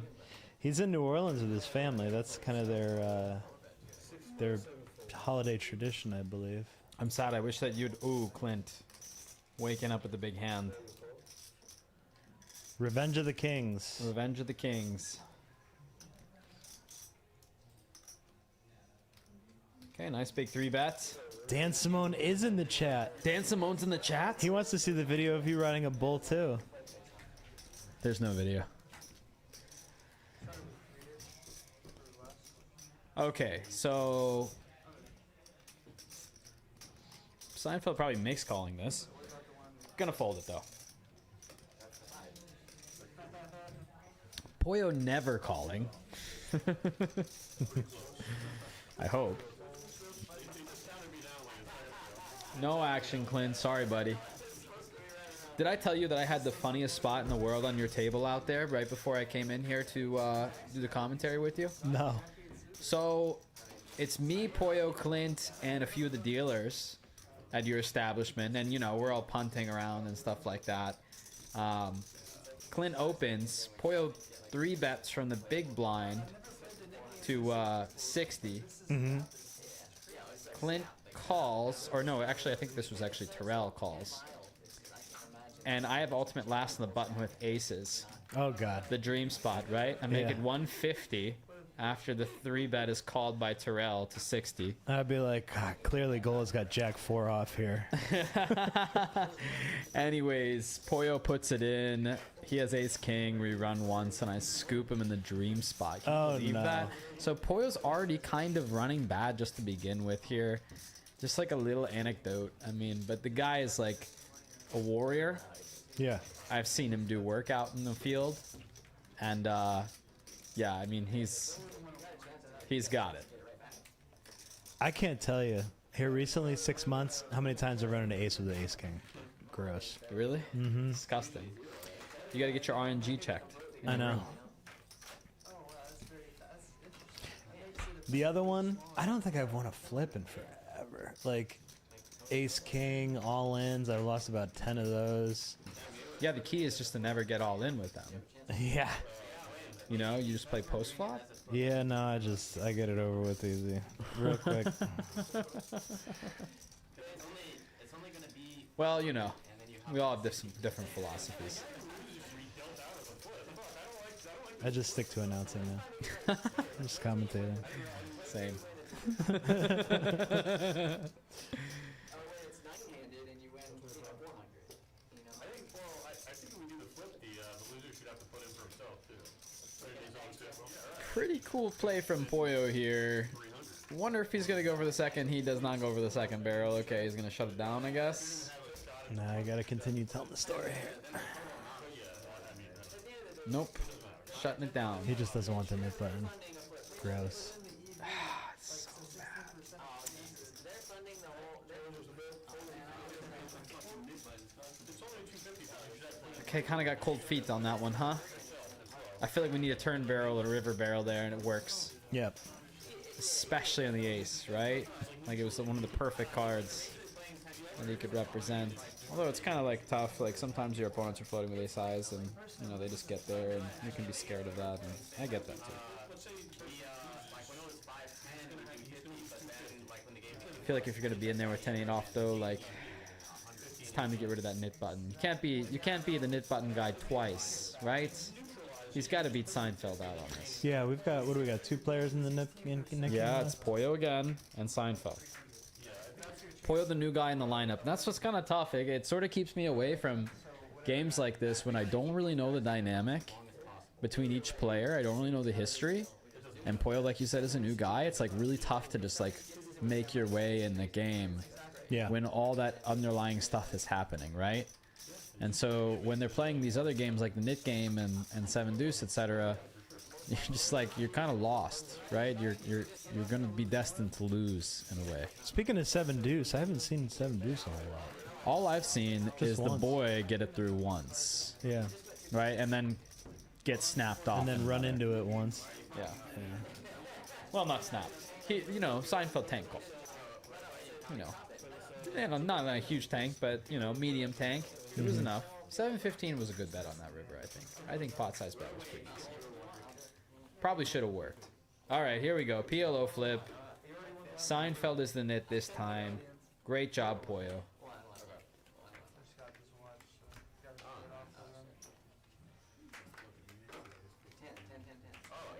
I don't know what's going on. I need the middle one. Ace is no good. Benji has aces, though. Not that that matters in this. All right, the boy's got a straight. He's gonna be just checking this scooping. through. He has 5, 6, 7, 8. Yeah. Boy gets all the nit chips.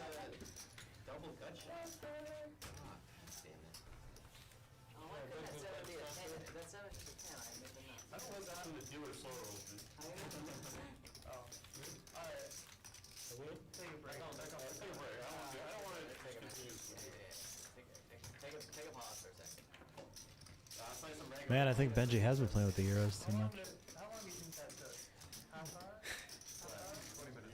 Just doubles up. I'm surprised he didn't get up and leave. Just hit and run his own game. Just kidding. That's That'd be what I should funny. do. That would be funny. Oh, you want to do goalless 1025? So I can hit and run my own game? Yeah. I will commend Benji because it has seemed that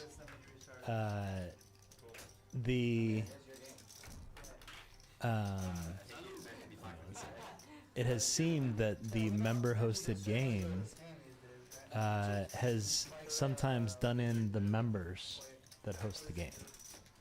So like.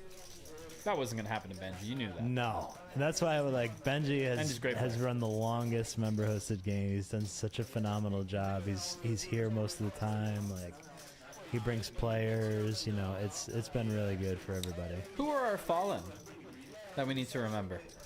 David Alexander hosted a game. R.I.P. R.I.P. David's game. One of the best games. Yeah. Frederick hosted a game. R.I.P. Fred. He's taking a little break, I think.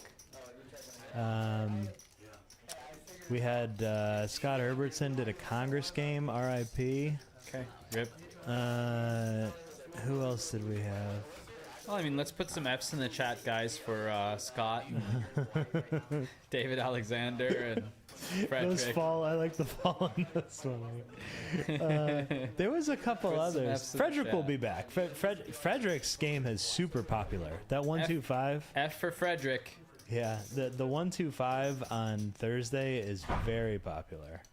Oh, hold on. Gosh, We got a 4-bet pot coming in. Poyo's got the queens. Benji's opened ace jack off. Seinfeld 3-betting ace jack off in the cutoff after hijack open. Poyo just calling the 3-bet, cold calling the 3-bet in the big blind. Forcing Seinfeld to take a flop. And the ace is not coming. Benji in there somehow too. this is a dream scenario for queens. Oh, Benji's out there. No, yeah. Great spot for queens. Great spot for queens.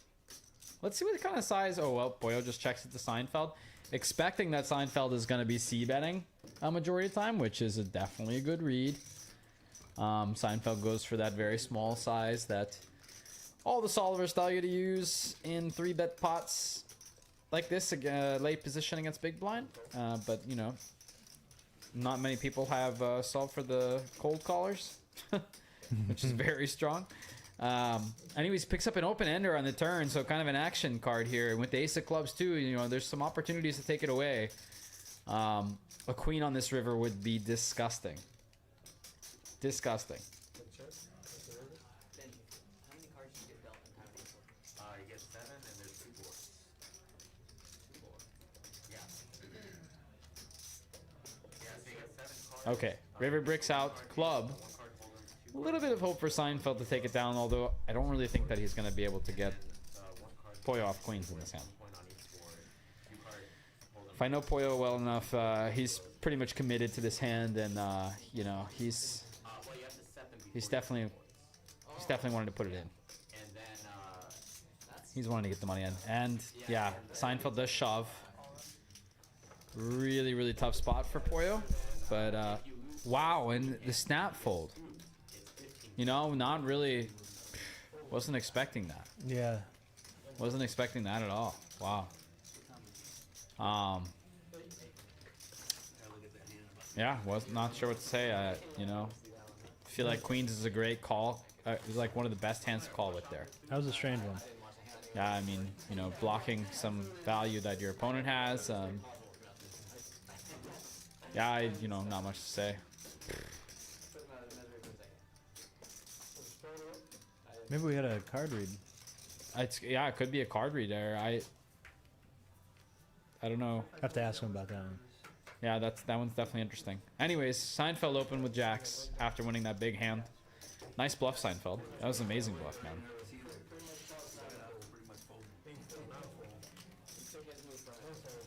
So cool that this guy can find these, like, all these like really cool spots to just tease and poke and you know, apply max pressure to the field. Sure. Super cool.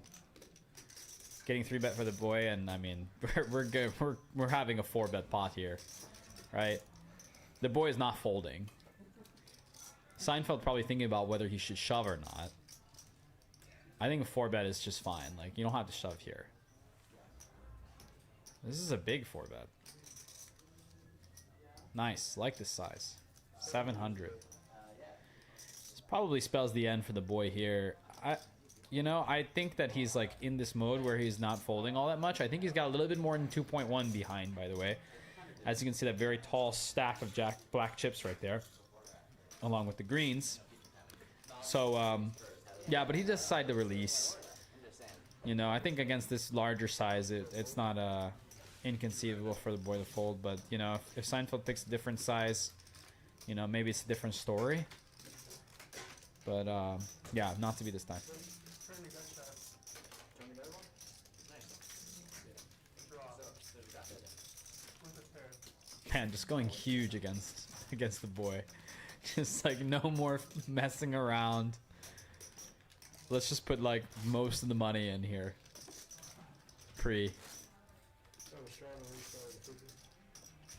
Kind of cool dynamics that are starting to develop in this game while the 50 is on. And John, I mean, is just gonna wake up in the cutoff here with nothing. Feel pretty sad, although he's run pretty hot tonight, and Poyo's gonna fold the button. Surprised to see that.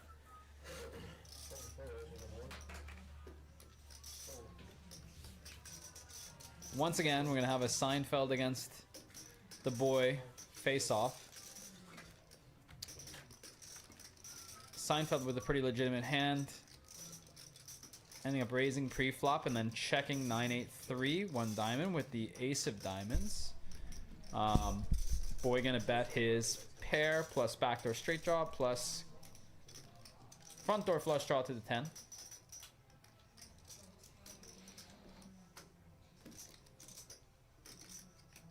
Seinfeld going nowhere. Wow. I mean, could you script it any better? Yeah. You think the boy is good here? Most of the time, especially after river check check, I know Seinfeld's going to pick up on this spot. He's going to bet about 70% river, thinking that his man definitely has a flush.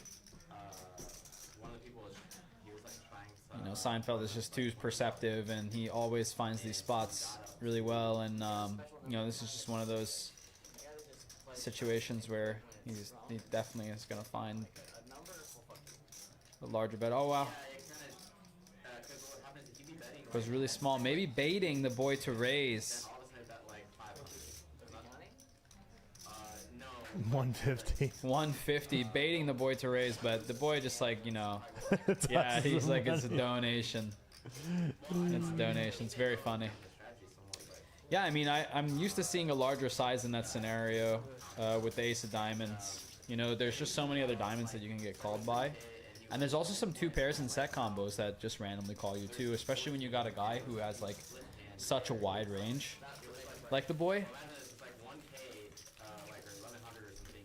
You just end up getting paid, polarizing a little bit more. Anyway, getting the surefire $150 seems pretty good to me.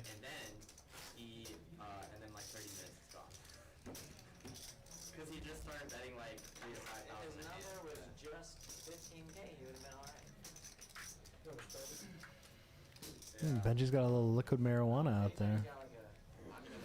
What?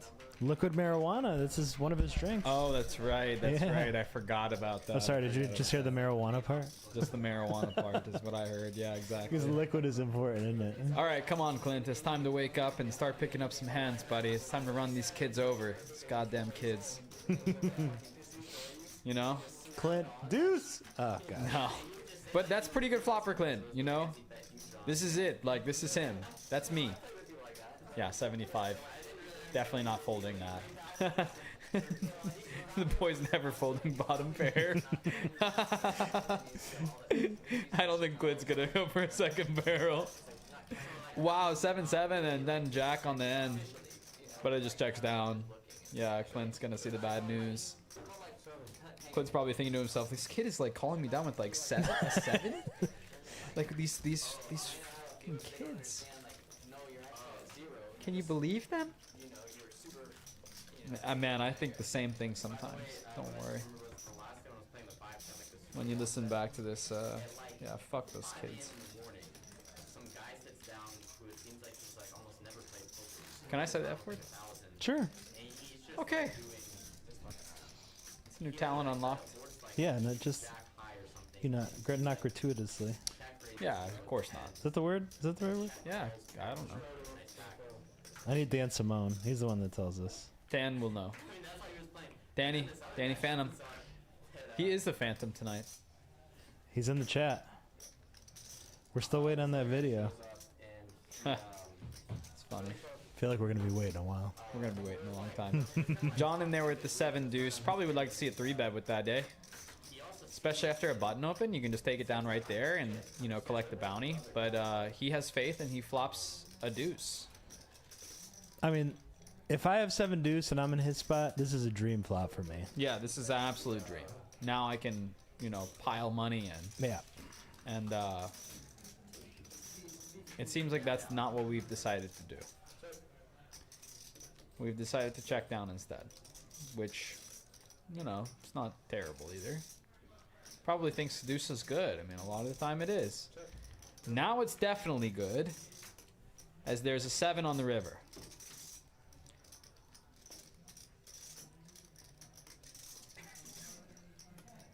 Boy's gonna go for thin value with Oh, this is a large size.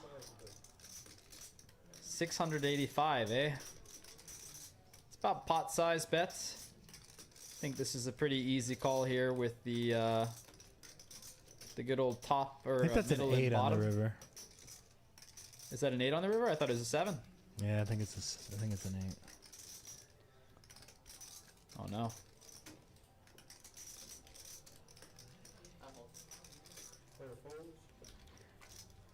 Oh, it wasn't the 7, eh?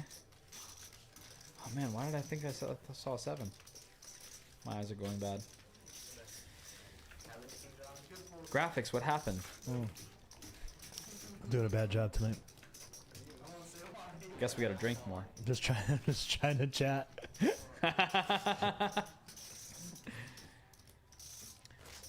It was an 8 on the river, guys. Sorry about that. Yeah, Jack 4. We were playing the Jack 4 game. You had Jack? I think that was 2 pair.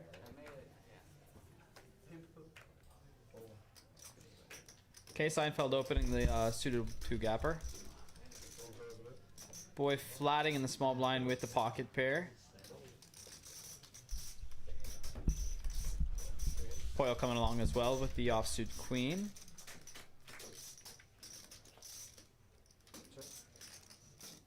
So we're checking the Seinfeld here. Pretty decent flop for honestly for his hand.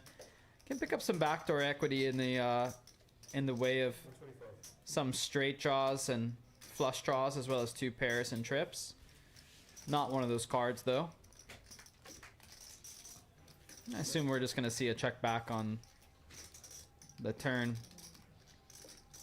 Not a bad card honestly for Seinfeld's hand, but alas he's got too much showdown value. Not really a great card to go ahead and put in a bluff on. Likely getting hero called by a lot of hands in this situation.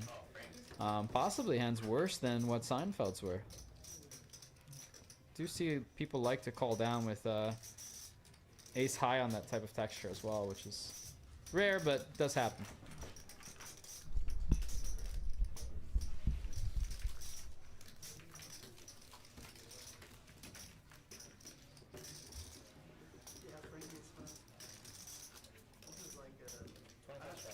Benji, 7% of hands. Raising. We gotta see that Benji V pip though. Where's he at? Is he in the double digits yet? We'll find out in a second, guys. I think not. I think he went to the Bellagio and you know, he figured out that can't play every hand unless you're in Texas.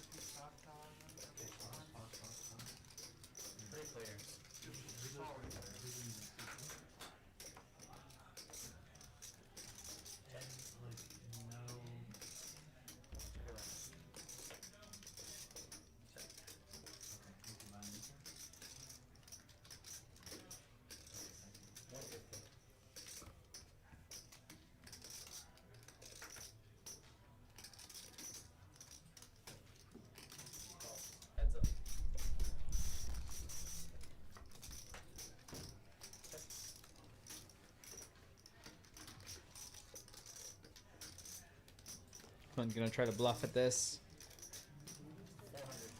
Kind of running into it. John just has it every single time today. Not sure if he can fold top pair, top kicker on this. Is the threat of the flush and Clint using his image as a more conservative player to pull off one of these airball bluffs.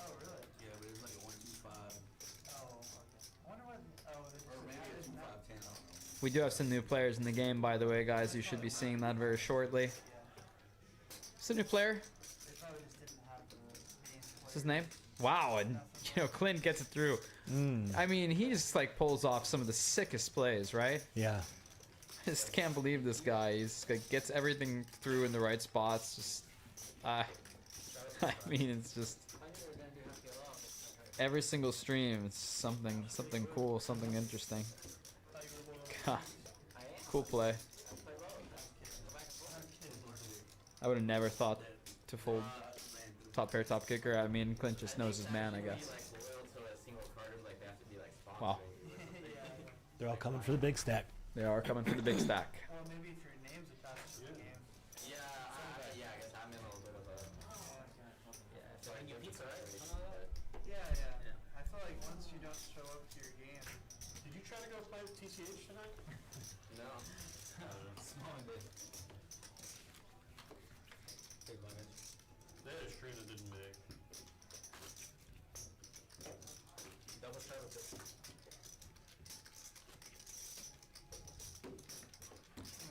All right, guys. Well, we got a lot of action coming your way because this stream is about to be kicked off in a big way, and we're gonna have some new players rolling in, and more than likely, we are gonna see some big collisions between the boy and God knows who. I'm gonna guess Seinfeld because boy and Seinfeld just battle back and forth, back and forth. There's a little history tonight. There is. Yeah. Yeah. I mean, from what I've seen so far, definitely. And, you know, boy's been on the wrong end of it. But we'll kind of see if he can turn it around or, you know, find a way to get back into the stack of Seinfeld.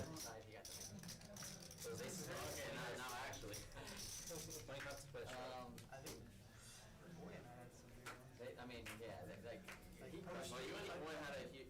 So you fucked us up for like 3 days. Yeah. You fucked us up for like three sessions. Sorry. I think most of those were off stream with me though.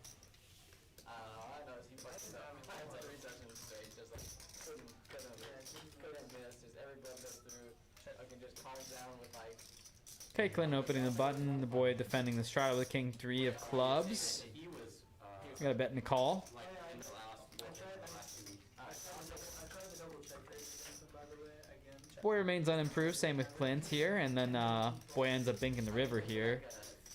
With top pair, not sure he's going to get called here. And I don't think Clint's going to go off and do some sort of like a crazy highway bluff. If I'm not mistaken.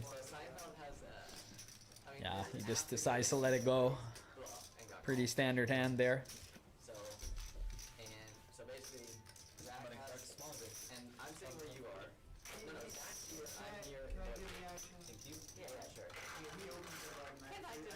Okay, so the boy most active player, most aggressive player, more than likely. That's not right. Benji least, Benji quiet. Benji win one hand. Benji done for the night. The part that matters is Benji go to blackjack table.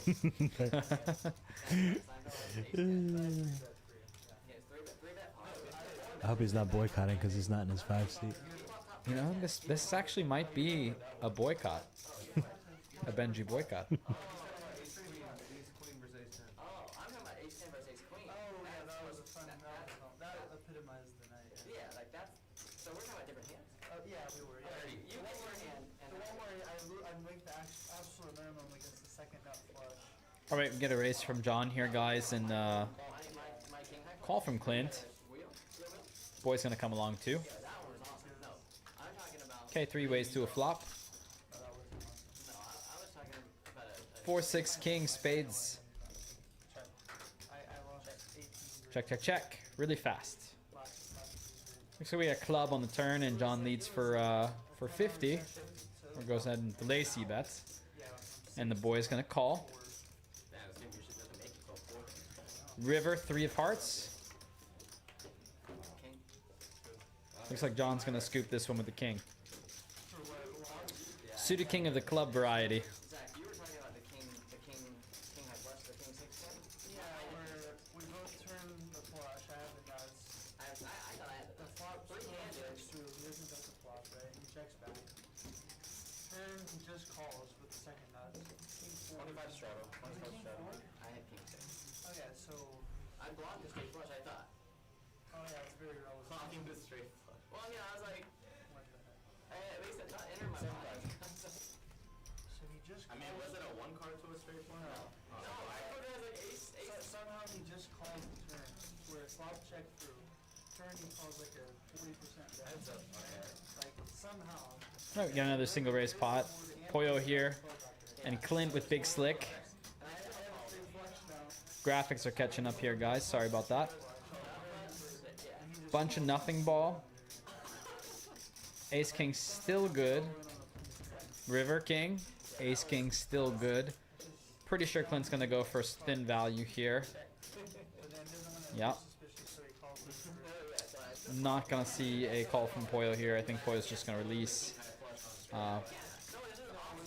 Poyo folding a lot of rivers today. It means it's always really frustrating when you have to fold river after river after river to your opponents. But man, he just decides to call, man. Yeah, I just picked up on that in the last second, huh? It's like really tough when you have to fold every single dang river, but he pays this one off. Of course, it wasn't right. I mean, if you got it, you got it, right?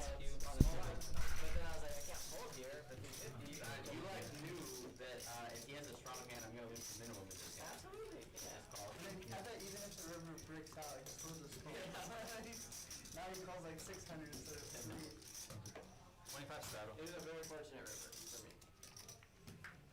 Very, very fortunate river for me. 25 to play. Shout out to Danny Phantom. Now, if that would have made your flush, it would have been super So funny. yeah, I won the hand, but when you're down. I won the hand. Yeah, you won the hand. I won the hand. Let's make no mistake here. Miss you, buddy. Need you on the mic out here. It's not the same without you. I mean, Eric is great. Just, sorry. Just distracted. He's just got a lot on his plate right now. That's why the commentating is bad on my side, and the graphics are bad. No, the graphics actually have been pretty good. We've had a couple times where, you know, you caught up, but I mean, like, we know you get in the hang of it. Weird spots, weird spots. Yep.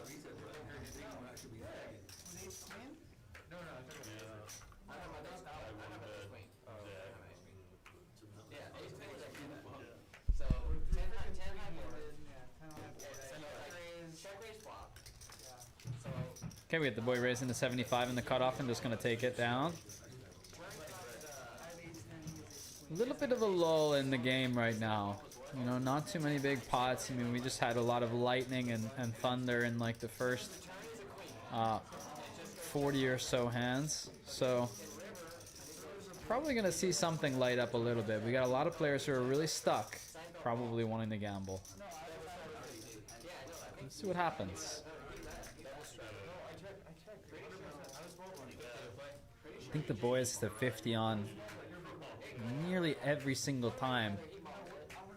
He's the only one using the 50 here, and Poyo gonna open up the suited connected to 200. Benji has a 3-bet candidate here.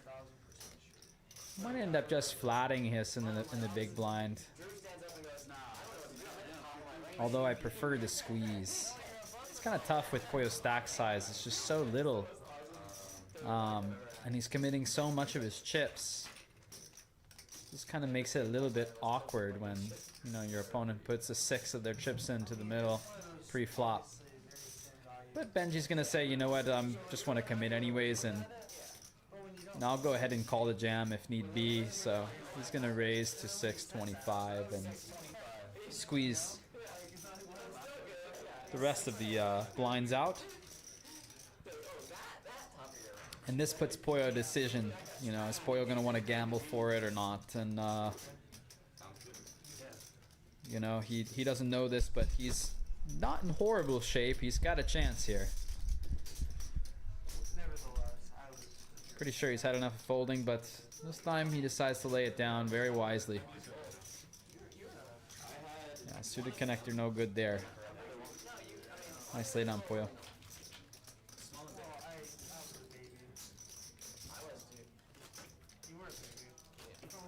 John with the biggest stack here at 8.9k. Seinfeld trailing behind just a little bit. Benji a little bit over starting stack, about 1.7 over starting stack. Clint the boy, both a starting stack roughly, and Poyo down to crumbs. About 100 big blinds, and I mean the 20 is pretty much, or the 25 is pretty much on every single hand. So yeah, you gotta be at this point in the night. Those stack sizes, you gotta start thinking about matching. Yeah, you have to start thinking about putting around 5k on the table, right? If you want to start playing some hands and getting into the getting into the mix in some way, or able to apply some amount of pressure to the other players. 14, now it's 18. That's why I keep track during. I don't like to be surprised. I think it's All right, we got John raising to 30 with Queen 10 of Hearts. I mean, he can't do wrong tonight.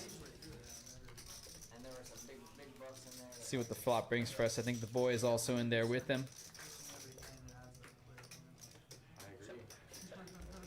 You got a check, bet, fold. On ace, queen 8. John takes it down. Wow, I mean, just hardly losing a hand. You just can't run so pure. I will say, the aces hand was a really good call though. Wait, you're saying your biggest one was 60? Yeah, that's the one you're No, here. I didn't pay. I don't know what I'm going 21. I didn't pay a shit ton of attention, but I didn't. Oh yeah, that was That was like, yeah. You're same order as double check raise. yeah. So yeah, we had another double check. yeah. Your swings are just bigger in both directions. We had another double Okay, we get check the boy opening suited queen in the small blind. He didn't have it right. John, I'm gonna take a look at the trash and just go ahead and fold it out. pair, B pair, but A pair. How big was the pot? What? Big.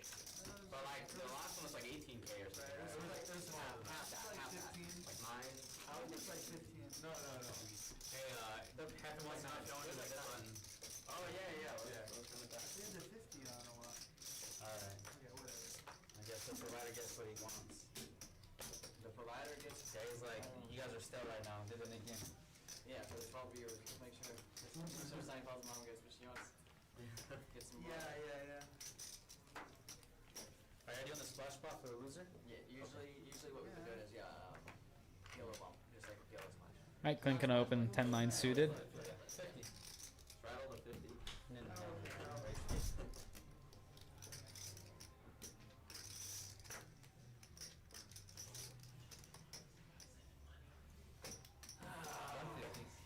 Here we go.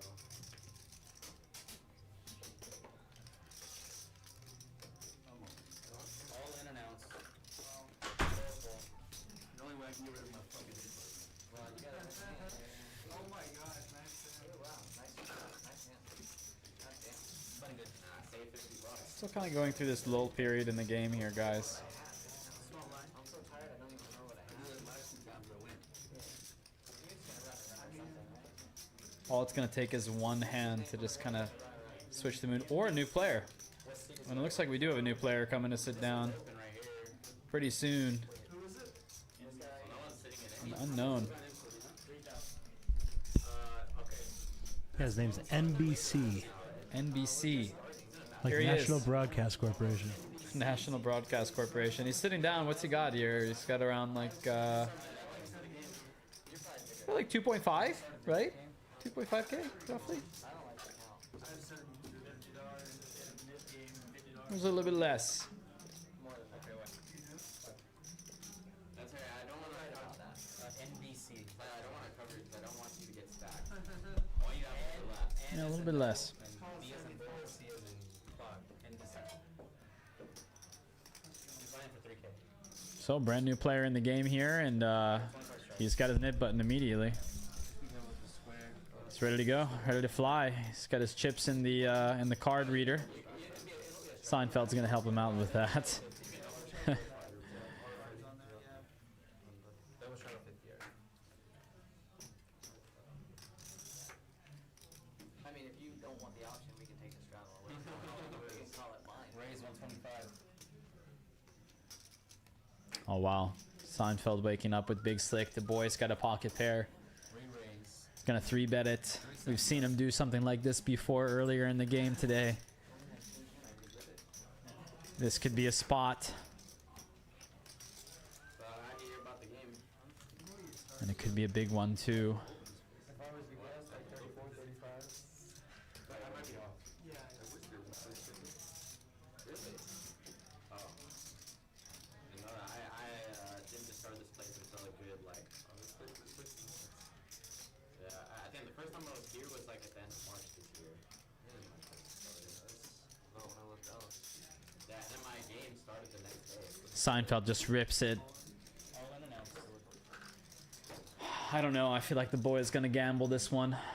I feel like he's just gonna flip for it. Where do you like that? Over there. Legends, man. Legends. Best feel over the country. I'm just here to dump stuff, man. Wow. Here to donate, you know. It's We appreciate that. We appreciate it when Yeah, he calls it off. Okay, guys, we're gonna see a flip. The boy wants to do it twice. 2 bullets, top for the hip. 7 in the window. 2 sevens. Oh, my goodness. Boy, Flopping quads. You never want to see that when you're running it High twice. hand, high hand. When you want to see it, when you're running it twice, you never want to see that. I mean, if you're gonna gamble for it, you might as well just go once. Deuce, deuce, deuce. Okay, King Jack 10. Sick to see Queen Ace. Oh no, Ace. Oh my god. King. Okay. Chop it up. A little bit of a sweat there on the end. Possibly be 3/4 situation. no, quad jack. Oh, wait, no. So he gets rid of this. First forward. Let's chop this one up.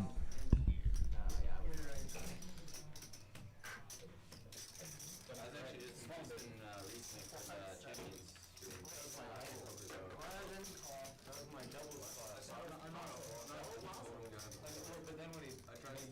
Man, lucky Nick Gola gets to use the restroom. Oh my gosh, I'm so jealous.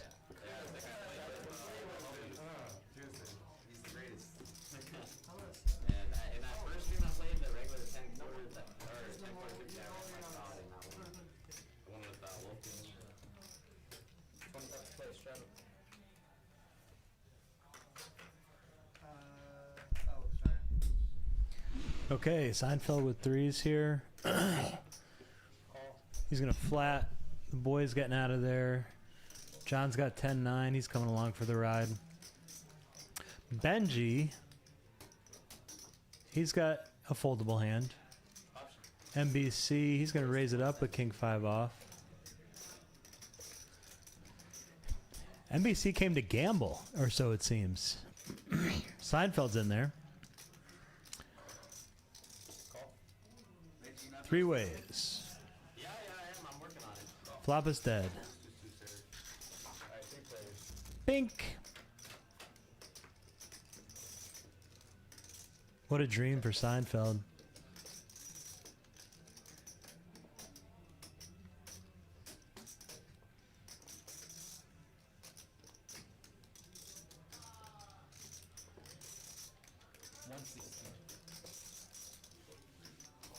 Calls 160. Gonna get a call from top pair just like he wants.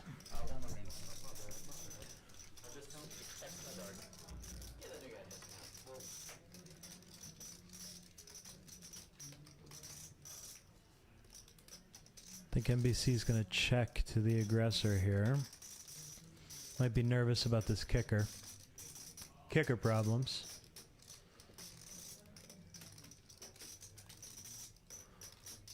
How much can Seinfeld extract? He's going to go about a pot-sized bet, I think.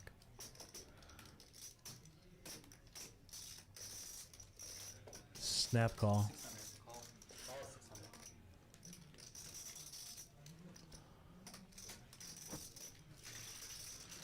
And that seals the deal.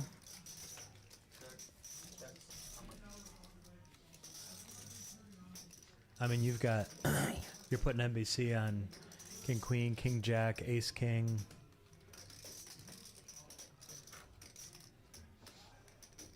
He rips it. This should be a pretty easy fold from NBC. So fucking gross.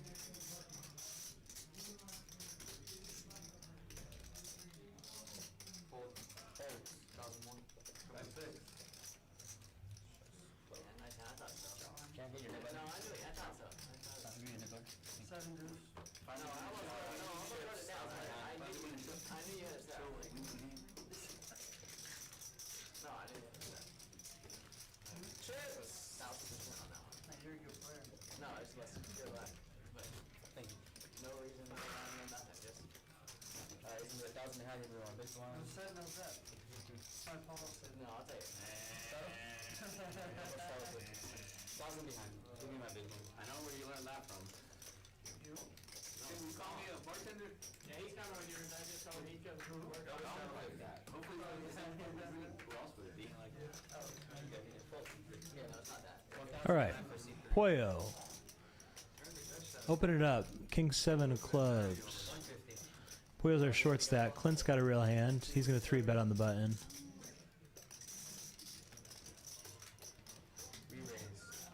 Benji's contemplating. Maybe too much for 6-4 clubs. Fold, fold.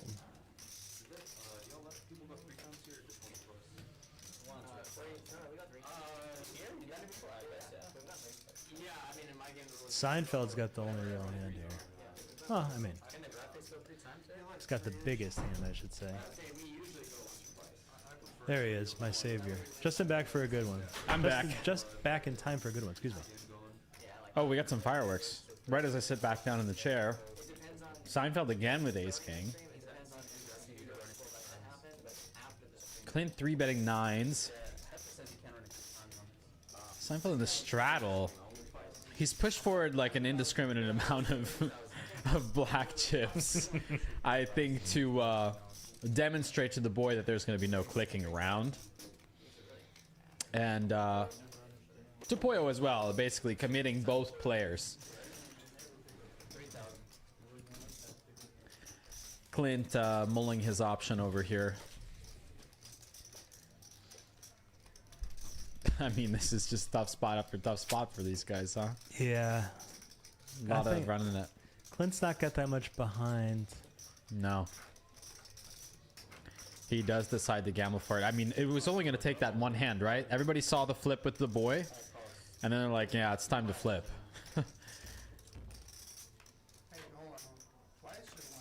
King in the window, no good news for 9s. Oh my goodness. On the turn, he drills it. Clint taking the first run out. Money. With 1 out dead. Huge. Oh my god. Flopping 2 sets with the 9s and a lock on it. And waste the king. Clint is going to scoop Seinfeld here for a pretty big one. 6.4k pot. Oh my gosh.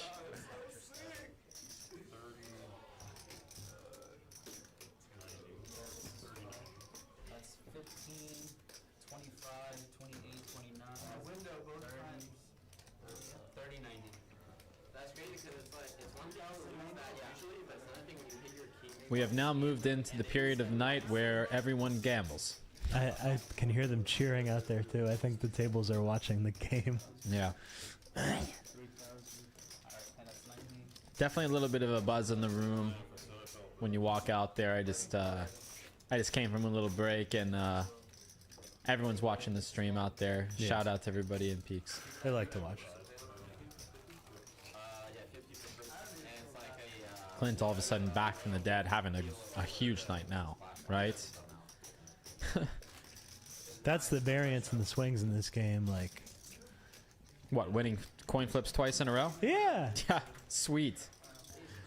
the swings are just so big. you can run good for half the screen. 20 bucks full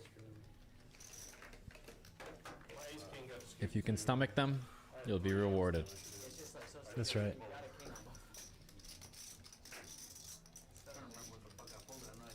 Benji, big hand, hasn't opened the hand all night. NBC with 4-3. Looks like he's gonna go for a small 3-bet in the small blind. Choosing the 225 size, okay.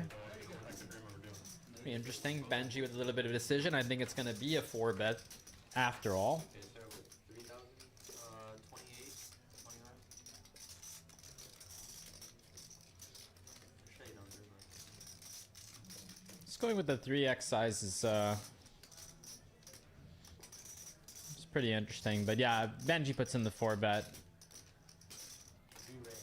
Okay, our new player NBC does call, and we're gonna No go. fear, this guy. We're gonna go to a flop. Wow. NBC flopping absolute gin, puts it in immediately. Benji calls, snaps. They're gonna run it twice, guys. This is the time of the night where we're gonna gamble. Hi, Eric.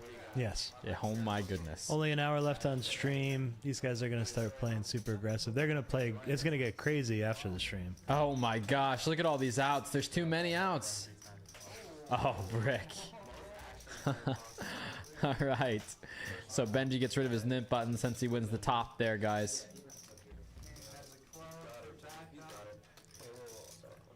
Okay, deuce, no good. Ace, no good. Oh, it's club. And they're going to be running it 3 times? Yeah, this is a request from the new player. Okay. It caused a bunch of Confusion, I imagine. confusion. Yeah. He did win 1 board. Right? Yeah. So he gets 66%ed. This is going to be some tough math for the dealer. Yeah. So that's a. We're gonna do a little reset here. Let's find something to talk about. Okay, that's fine. Poor I Eric. think, guys, that poor Eric is going to have to 66% NBC stack. They're gonna get calculators out. Like I this feel like is- we just take a light commercial. Yes. Just kidding, no commercials Poor here. Eric just got. Holy heck. And he got thrown into it because nobody knew. They asked me in the middle of the hand. They said, "Can we run it 3 times?" And I was like, "I guess, but it's gonna be hard." So we're not gonna do this anymore. Yeah, it's definitely tough, right? Supposed to get 2/3. I'm pretty sure that's 1,000. Make sure you get like 1,000. He's supposed to get half of it. It's 1,000. I mean, come on, guys. It's 5Gs. Just run it once. Supposed to get 2/3. 1995 divided by 3, right? It's 665. You get times 2.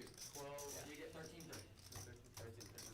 But the graphic's telling you 1,000 here, and he should be left with 665.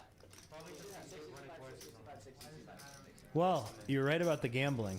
Yeah. 3-4 clubs. He's gonna rip it. I recognize this gentleman now in the 4 seat. Oh, you know Or in the 3. Sorry. He loves to gamble. He was in law school. He came in here and he just loves getting it in. Like, loves flips, loves big games. He actually really loves PLO type games too. Really? Yeah. So this is gonna get really interesting. And he's just in here to run it, eh? Yeah. It's awesome. I'm cracking the beer to that. Thanks again, Eric, for having me on, and thanks everybody that's watching right now. I mean, I know it's just a Tuesday, it's the day after a holiday. We really appreciate you guys coming out and supporting Peaks. Please like and subscribe. We're Yeah, supposed to say apparently that, we can right? make money from this. Can you believe that? I know. That's the way the kids do it nowadays. Like, that's so funny you say that, or funny I say that. Yeah. The anniversary of the moon landing was maybe like, I guess it was 69. You believe been that? like 4 years ago, 5 years ago. Yeah. And there was a poll that they took during the time of, the Apollo missions, 50 years ago, 60 years ago. And the question was posed to like K through 12 children, what do you want to be when you grow up? 90% of them said I want to be an astronaut. Yeah, Of course, I mean, that's naturally. what's in the yeah, news. yeah, right? sure. They did the same poll 50 years later, 60 years later, whatever, 50 years later. And They want to be a 90% YouTuber? 90% want to be YouTubers. Can't blame them, right?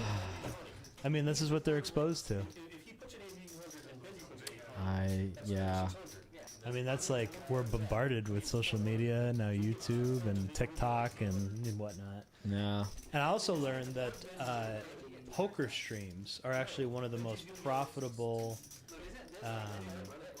videos because people are engaged for longer than most other kind of industries, right? You watch a poker stream for 3 or 4 hours. Yeah. Whereas even with like a movie, you only watch, it's only a 2-hour movie or whatever. Yeah. Poker stream, you're in there for long haul. You want to see every hand. Yeah. Especially when they're just running it like this. Jeez. Got a bunch of nut jobs in our house. That makes sense, though. I mean, Alex has it all figured out. Yeah. Wolfgang has it. Oh, for sure. Yeah, What's he's he got it all. is he the second most followed? No, he's the most followed. Is he the most now? Yeah, It was he has to Rampage and be. then him, right? I mean, he got to 1 million, didn't he? Yeah. That has to be more than Rampage. He's done it through the shorts. I mean, he's a genius. Right. Oh, for sure. He's really good at what he does. Good poker player too. Yeah. And he gets to go all these cool games now. Like he's playing with the Buffalo Bills, and I'm super jealous of that. I'm super jealous too, man. Like, come on, what the heck? You know how tough it is to get into these cash games, right? Yeah, and not saying that the Buffalo Bills are fish by any means, but No. it reminds me of the story I heard Daniel Negreanu in.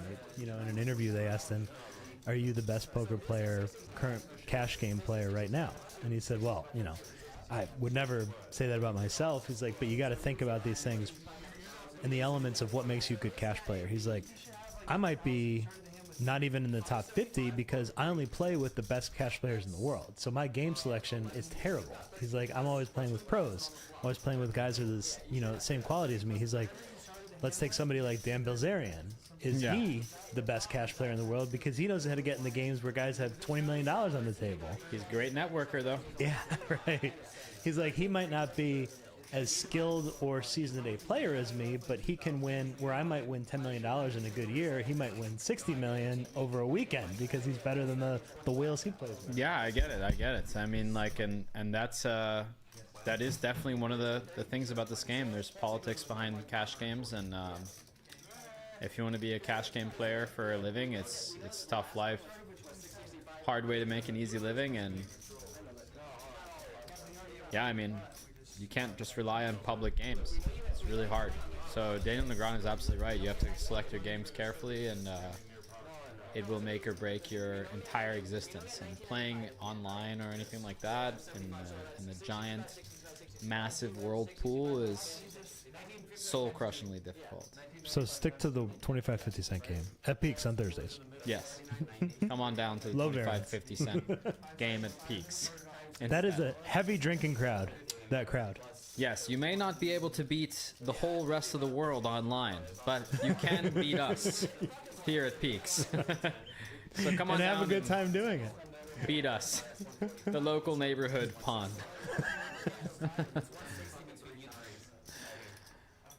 All right, I feel like we got all the math settled out here. Eric Hernandez looks like he's about to quit. He's about to rip this this cut Poor card Eric. in half. And I mean, honestly, can't blame him. Can't blame him at all. Everybody's got their calculators out. Yeah, well, I mean, sure. NBC wants to run it. NBC wants to run it. Benji obviously obliges. He's a gentleman. Your 10 is 25.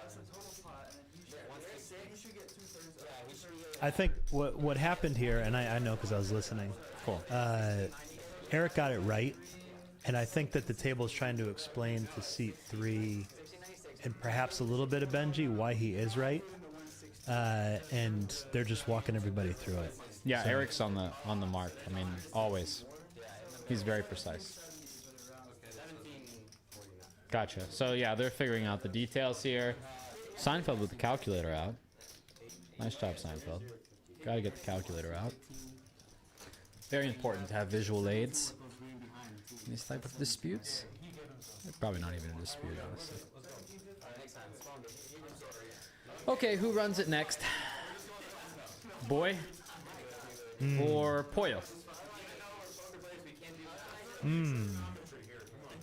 Boy. Yeah, I'm thinking Boy too. And we have a new player in seat 1, eh? Yeah. Justin. Justin. You guys may have seen him on other streams. He's fun. Don't know much about Justin, but we're about to find out. All action. I believe Eric when he says that. All action. Sounds awesand Yeah. No. Well, this is- he's on the right table because this is this like- table is Yeah. I know. all action. and nothing about it is remotely not actionful. All right, Justin's going to be playing his first hand. We see him reach for chips to call. with 5-4 offsuit and hijack. Seinfeld folding. Boy folding too.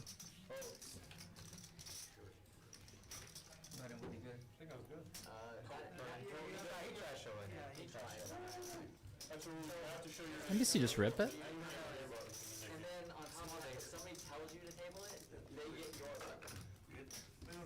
So this game is kind of going off the rails. Yes, Awesome. very much. Awesome. Are you looking into the future? I am tempted to. I'm seeking something. I don't know what. All I know is that Clint's not opening 9-7 suited, and that's not like him. Justin's in there, limping with the 5s. Benji's gonna limp along as well with the 3s. NBC with Dirty Diaper is gonna fold. Seinfeld also folding Jack Deuce. And I'm gonna guess the boy is gonna come along and complete, or... Okay, and Poyo's gonna squeeze the 225. Justin's going nowhere. Gonna be calling with his pocket pair. Benji now getting some pretty decent odds. I think we got the graphics wrong here. It's actually the boy that's in, not John Harris. That's the boy? Okay, guys, so you heard that. It's not John H, it's the boy. With King 6? No, I think the boy is actually in the hand. 9-10? Yeah. Okay. 9-10 off, yeah. 9-10 off. 9-10 off. Benji lets it go. Prudent play. You're set over set too often with 3 when you flop a set. Yeah, John's out of there. Boy is in there with 9-10 offsuit, guys.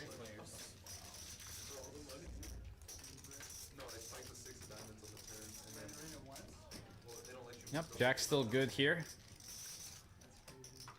Not like an awesome texture for Jacks, but definitely worth c-betting, right? Not really sure what Justin's gonna do. He's kind of handcuffed, but I guess he's gonna hop in there and go for the call. Benji no longer has cards, so nothing to do here. I think we're gonna be seeing a turn here after the boy folds.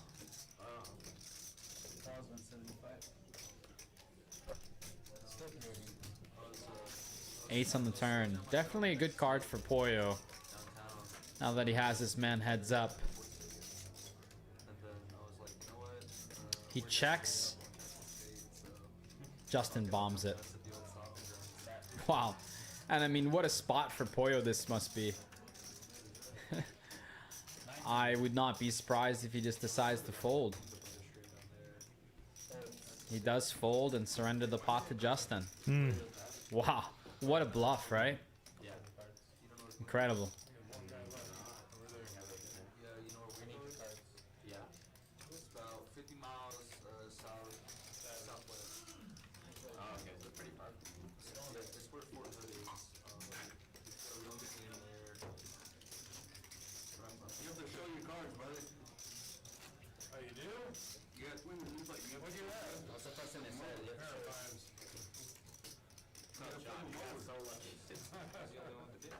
Poyo kind of running into it tonight. Yeah.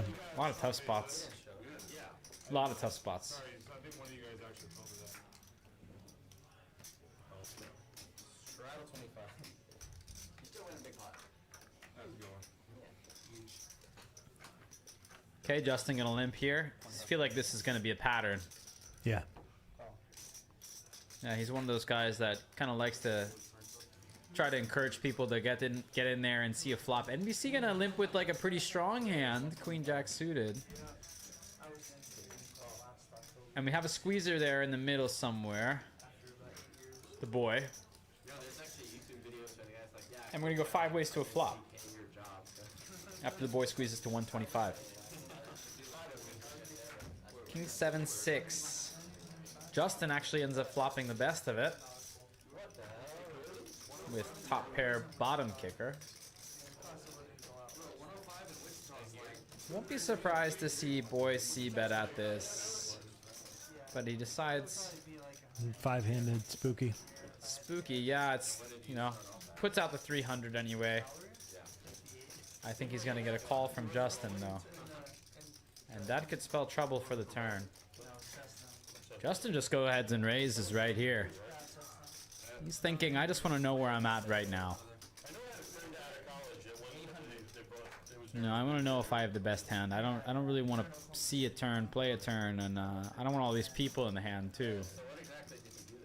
Now that I flop top pair, and well, boy, a little bit at a decision point here, and generally these type of raises are very, very strong, so he does end up releasing. In this case, it's probably about as weak as it could possibly get, right? But there's no way for the boy to know Oh, that. okay. Oh, I thought it was Richard for chips. I didn't see the cards going first. Oh no. Yeah, boy ends up folding here and you know, picking a different Man, spot. Justin's running over the table. Surprise, surprise.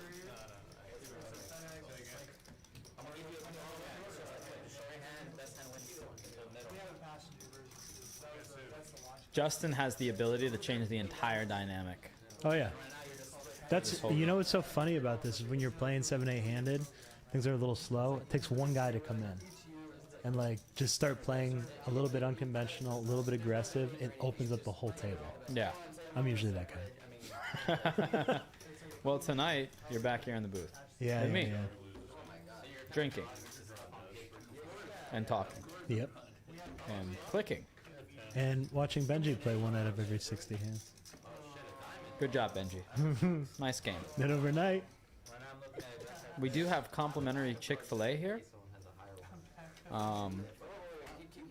Please eat it. If you're out there.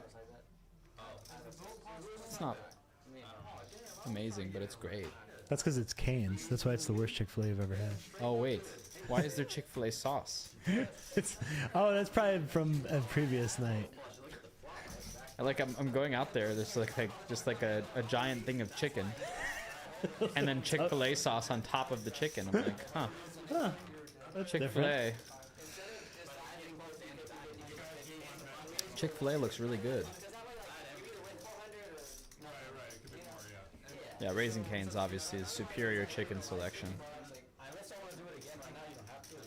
I guess we have to let us know in the chat what you think. If Chick-fil-A or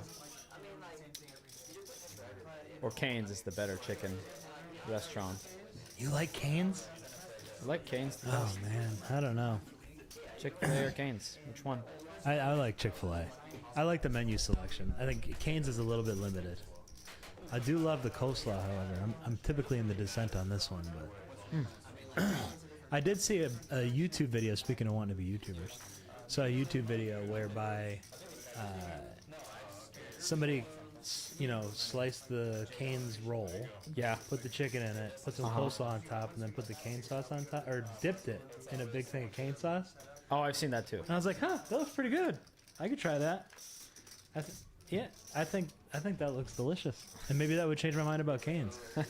I could say this too because I'm not from Texas. People from Texas are probably like banging on their computer screens right now. But Well, there's only like 9 of them banging. yeah, thanks, buddy. Actually, where are we at? Let's take a look at the chat. What's going on in the chat? Yeah, what's going on in the chat? Yeah, what's going on in the chat? What's up, chat? Oh, the boy's all in with ace queen. Justin has his red chips about 1 inch from the line, pulls them back.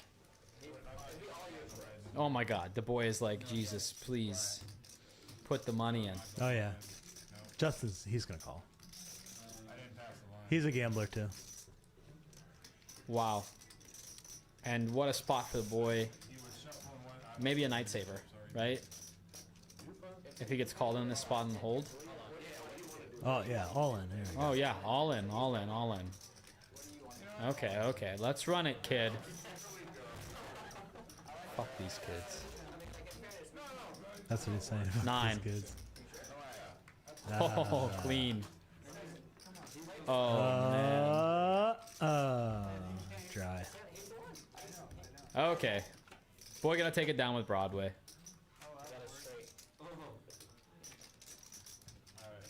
Nice work, boy. Wow, what a play, and Justin's gonna be left with some crumbs. Kind of around what Poyo stack is, like 1.1-ish.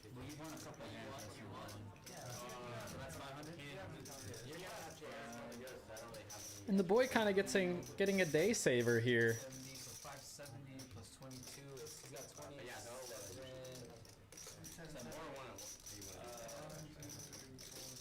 I got you. He's got 2770. That's 5. That's 13. Oh yeah, right now it's Matt. He has the most like 5,700. 13. That's 1800.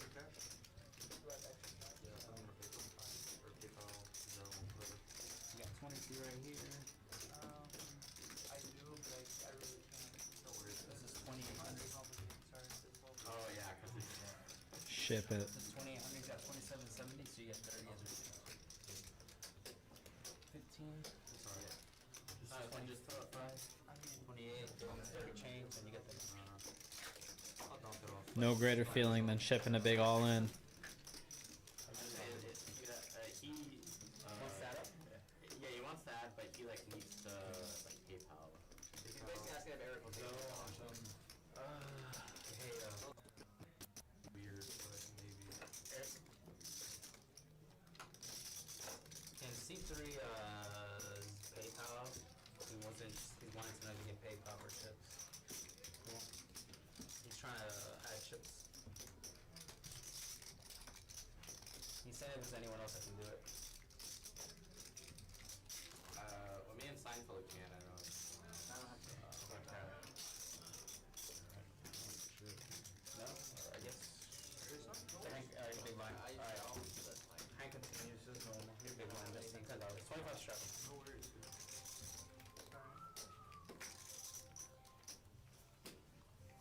Why are we acting like somebody's shopping a dog? Because I couldn't pick up.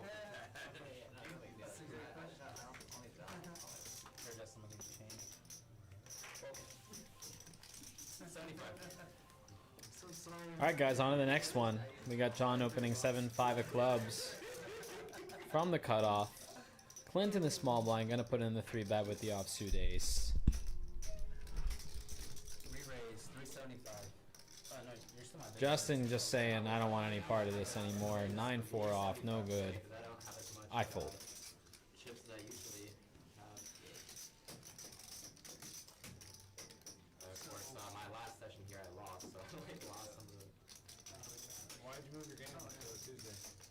It's not moved, it's both days. Oh, it was a vote. You added a day.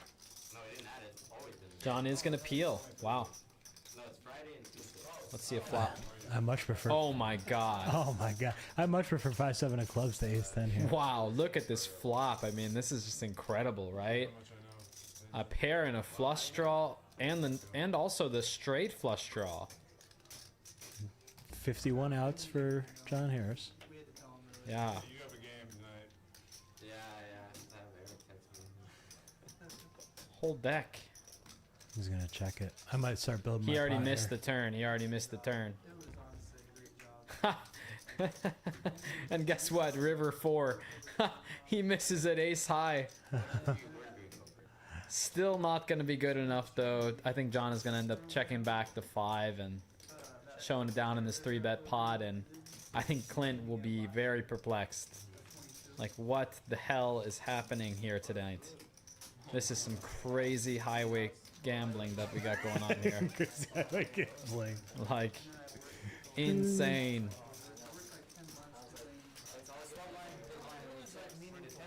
Got a pocket pair, ready to flip.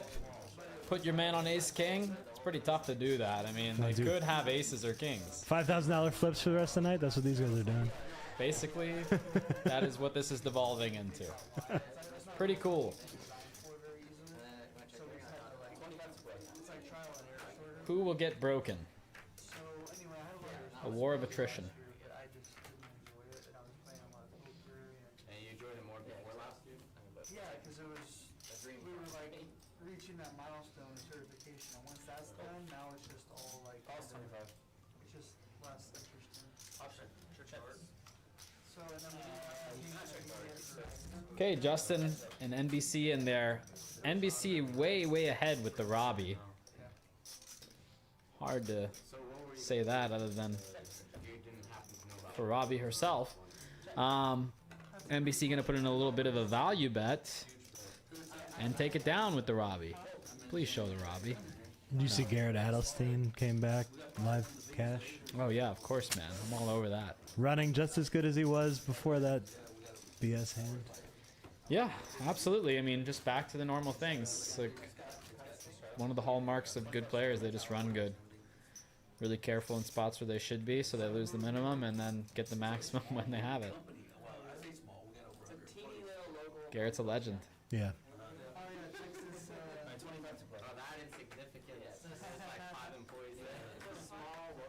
See the bluff that he ran on Patrick Antonius? Ace 10 bluff? Yeah, we were watching. Sweet. That was the WPT stream, right? No, not the WPT stream. The one right before that, the bike, okay. Bally's. At Bally's. The old bike. No, I didn't see that then. Yeah. It's an incredible bluff. Check it out. Great one. First game back. Oh, we watched the stream after that. Yeah, 3-bet pot where Garrett squeezes after Patrick Antonius opens 9-8 suited under the gun.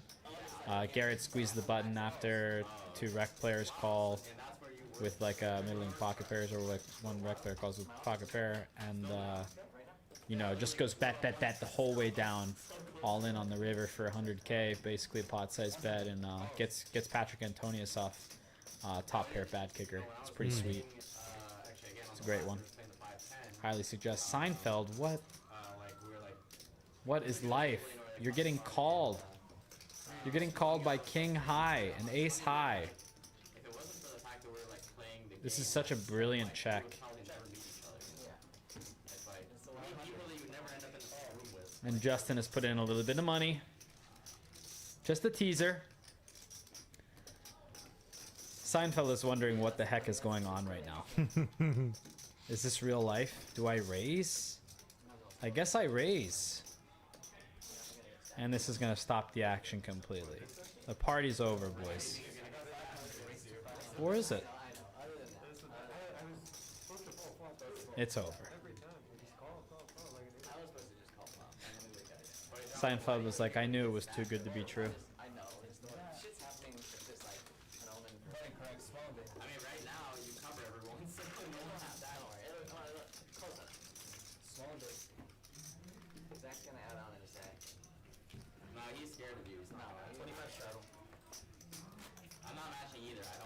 NBC overtaking the boy in PFR. Poyo and Benji here with the knit buttons left. Or maybe there's the tags. I don't see the knit buttons out, so that's all over.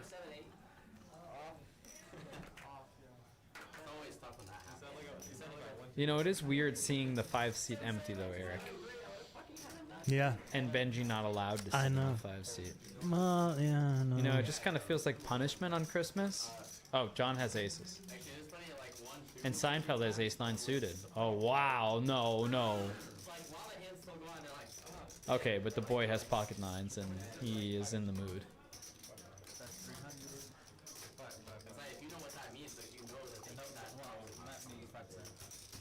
John's already done with this hand. He's not even posturing or doing anything weird. He's like, go ahead. It's all you can eat. Take it. I'm already folding. He's open folded before boy has even put in money. I guess he verbally calls, though. He 4-bet 1.2K, I guess. All right, so the boy has to fade a king. He's doing a pretty good job so far. It looks like he did. Job well done. So Justin's going to lose this one for the rest of his stack to pair of 9s and 3s for the queen. 9's up. Good night, Justin. That's it for Justin? Okay.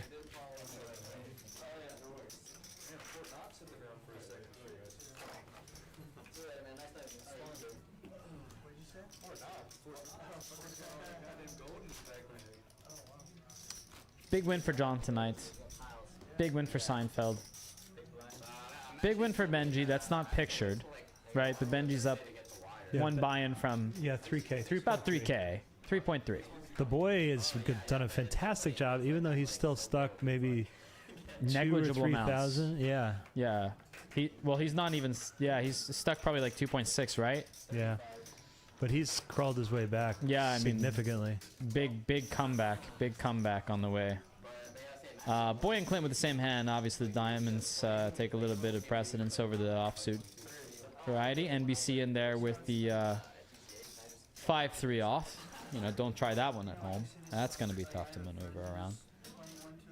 So he's about to like get back. 7 of spades on the turn changes nothing.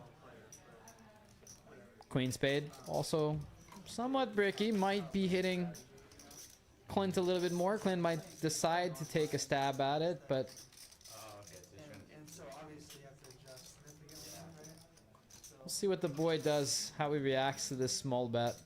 I think PCH Dallas won too. He does fold. Wow. And Clint does get it through. He gets the boy to fold a chop. Very, very pleased with himself there. As he gets up. Did you see that? Yeah. Big smile on his face. Yeah, I mean, I'm always really happy when I get somebody to fold a chop too, so I totally understand.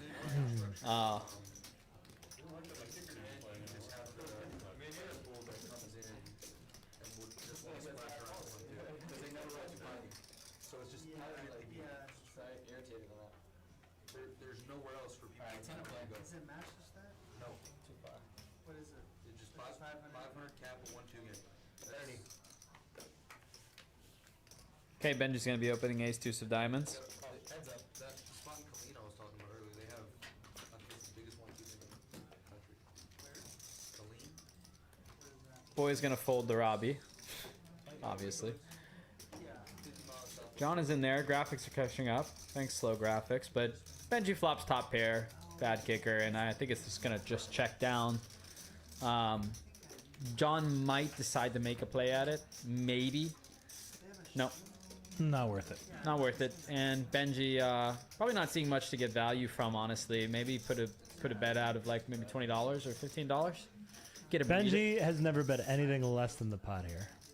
105. I don't think he's gonna get a call from King High here.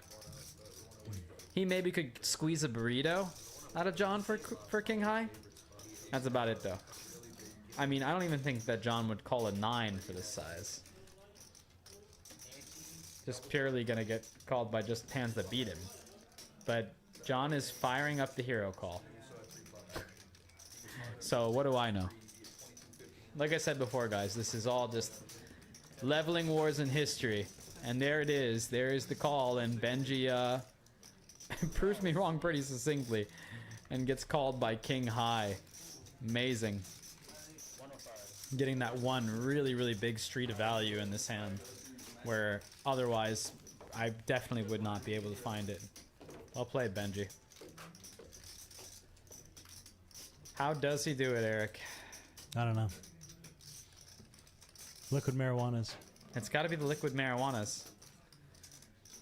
Is he gonna eat the orange? He's eating the orange slice. Just tell him to go get some chicken. Orpheus, John. Should we get the nickname going after? Benji, don't put it. What is he?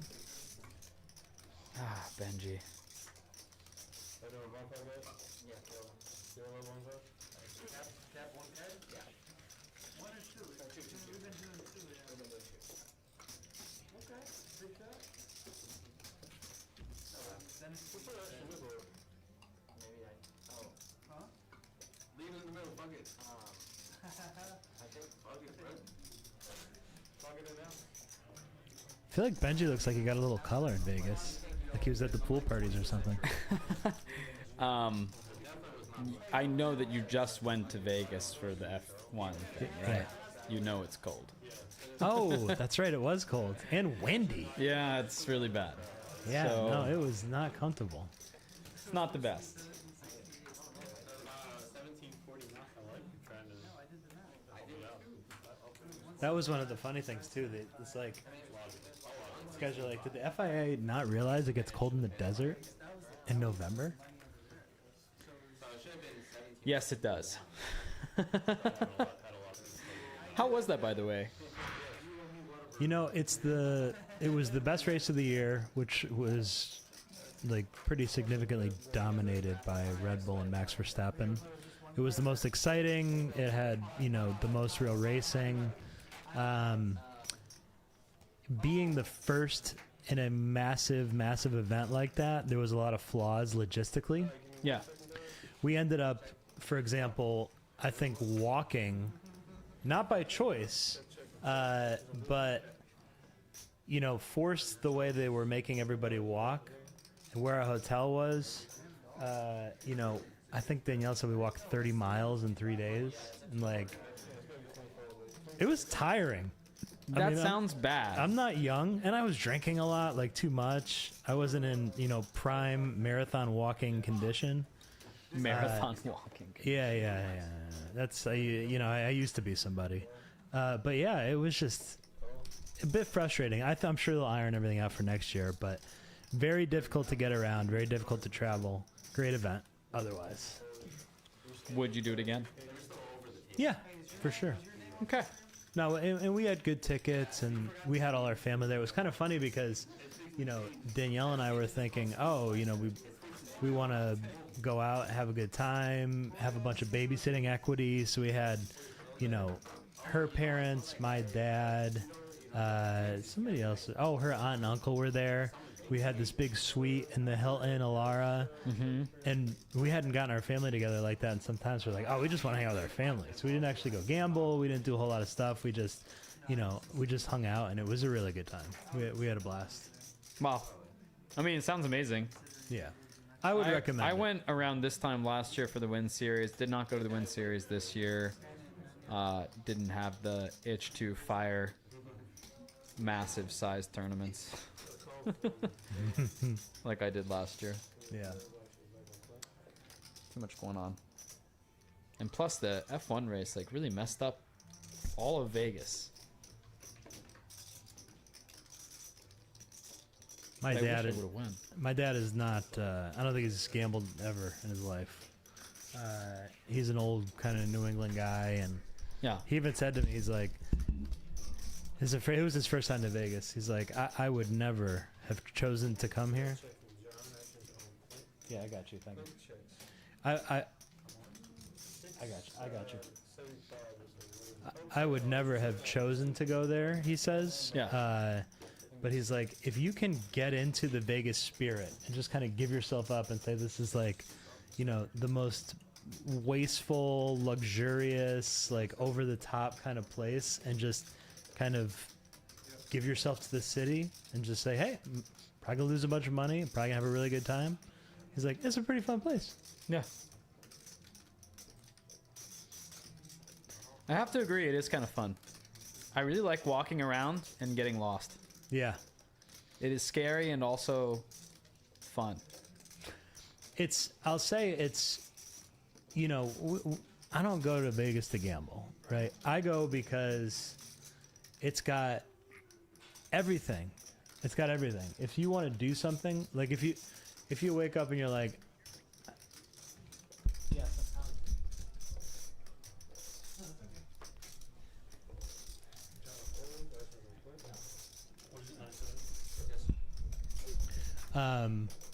you know, if you can, you can wake up one morning and it's like, oh, I want to go drive an excavator and crush cars. Yeah, you can do that. If you like guns and you're like, I want to go shoot a Gatling gun or drive a army tank, they probably have that. You wake up and you're like, I want to go race cars today. I want to go rent a Ferrari, a Lamborghini. You can do that. There's no other place in the world, at least to the scale that it has, where you can do all these things. That is true. And that's incredible to me. That is true. The shows are fantastic. Never been to a show, but I've heard they're good. great. Yeah. So, for what it's worth, that's awesome. What show should I go to? You know, we really like Cirque du Soleil stuff. There's a Beatles. We love music. There's a Beatles show that's awesome. We went to. We went to O, which was really good. We actually found, and remember, I've got like a 5 and a 3-year-old practically, so Yeah. it's been a while since we've gone to shows. But we've got into a niche where we like to go find kind of the equivalent of off-Broadway in Vegas, and like found this hypnotist magician that was fantastic, comedians that were really good, and these shows are like 60-70 bucks each. Wow. Yeah, So really good stuff. affordable. Yeah, very affordable. We don't typically buy into like the huge, everybody says go to Absinthe, go to, you know who I would like to see is Chris Angel or David Blaine. Those guys are, from what I've seen, You're into the would big baffle magic stuff. I'm pretty impressed by it. Yeah. Yeah, I mean, I'm very impressed by it too. I like the TV shows. They're funny. Okay, we got NBC in a pot here with an actual real hand, although, he's flopped the best of it.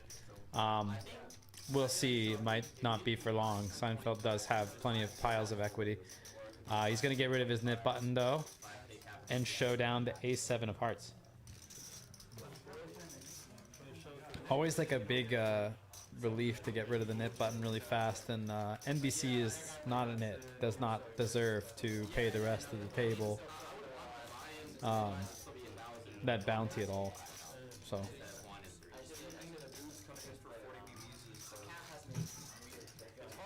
So like we said before, guys, like the boy's still down about 3.8. Benji up another 3.4, 3.5. So for what it's worth, just want to correct that graphic again. NBC's got the 50.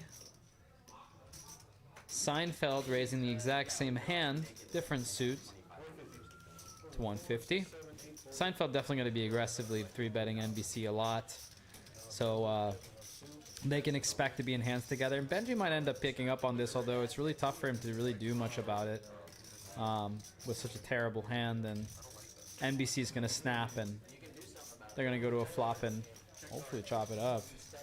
Yeah, I mean, on this flop, it's pretty easy to think that Seinfeld is going to end up winning this hand, especially on a lot of turns, as the more oh wow, it's a more experienced player. But NBC just rips it, and now this puts Seinfeld at a decision.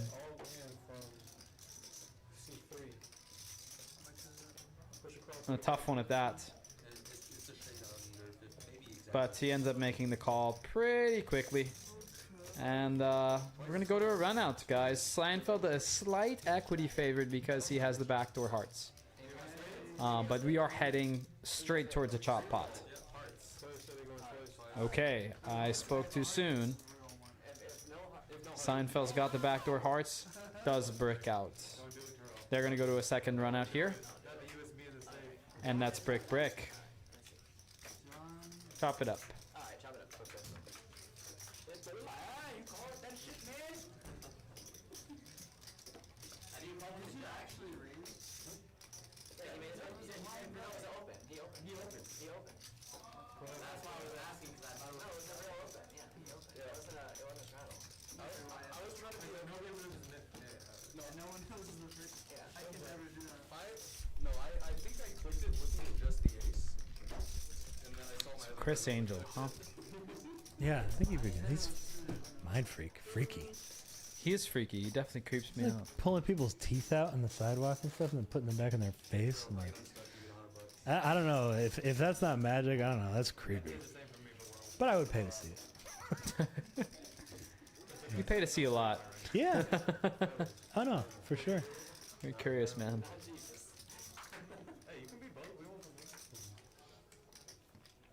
I'll give anything a shot. I like the. Hey, whoa. Okay, What's going on? let's get Danielle on the line right now. No, I'm just saying, like with shows and stuff, like I'll never turn anything down. Yeah, okay. I might go see it and say this is the shittiest thing I've ever seen. Oh, I've done that many times. I mean, how many movies have you gone to lately and just thought that? Yeah. So many. God, been so many poker games where I thought that too. All right, Benji gonna hop in there. I think Benji's getting a little bit bored. He's in there with Jack 5 off, and he's dominated against Jack 8.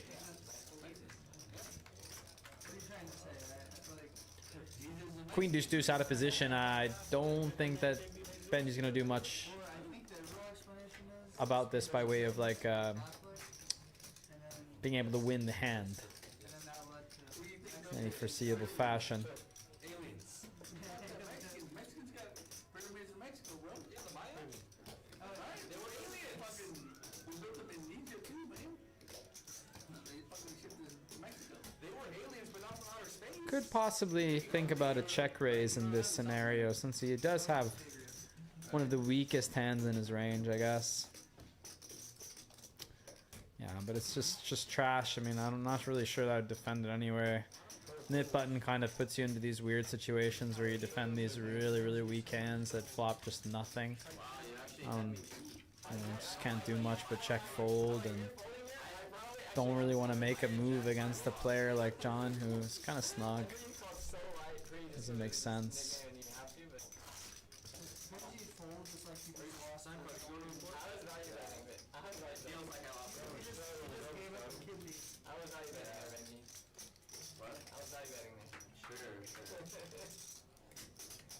We're all patiently waiting for the boys' $50 straddle to finally pay off, get into a big confrontation with Seinfeld or John, and finally overtake that #1 position. These guys love playing short-handed too. They'll play 5, 6, 7-handed until all hours of the night. I mean, that's basically all I did here during these games. Yeah. I would just come at the very end of it when they're about 3 or 4-handed, and then that's when I'd pop in. Whoa, okay. NBC calls the 7 deuce. Poyo calls, and Seinfeld gonna squeeze ace king suited. Making a little bit more than with that, and Poyo is going to commit the whole stack with the suited connector and get snapped off by Seinfeld. Okay, so we have ourselves like a little bit of a flip here. I mean, definitely a weighted coin.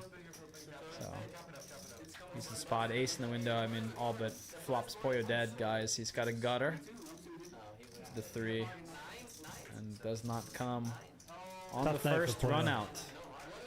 Tough night. Yeah, tough night for Poyo. It's just really tough. He's running into it everywhere.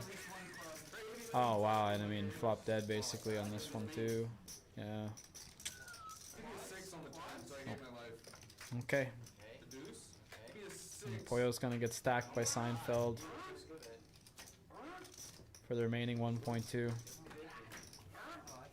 That's just a tough night. Had a lot of nights like that. Hard. You play long enough. Yeah, 20 hours. 25 hours. 30. No. I mean, like in years, buddy. No, kidding. Yes, I know what you mean. Honestly, missed doing that so much, and I was so happy to be able to do it. Like in the morning, I saw Mike. You remember Mike? Like the other Mike? Yeah. And he's like, "You haven't moved?" I'm like, "No, haven't moved. Game Wow. is too good." Yeah, I miss him. Good guy. Good guy.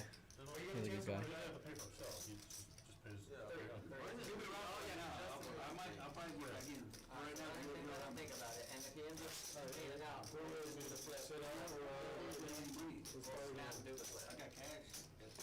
All right, Terrell. Let's deal this up another train wreck.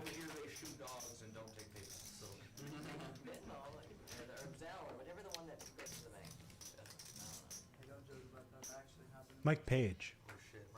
Yeah. Good friends too. Evan, Will.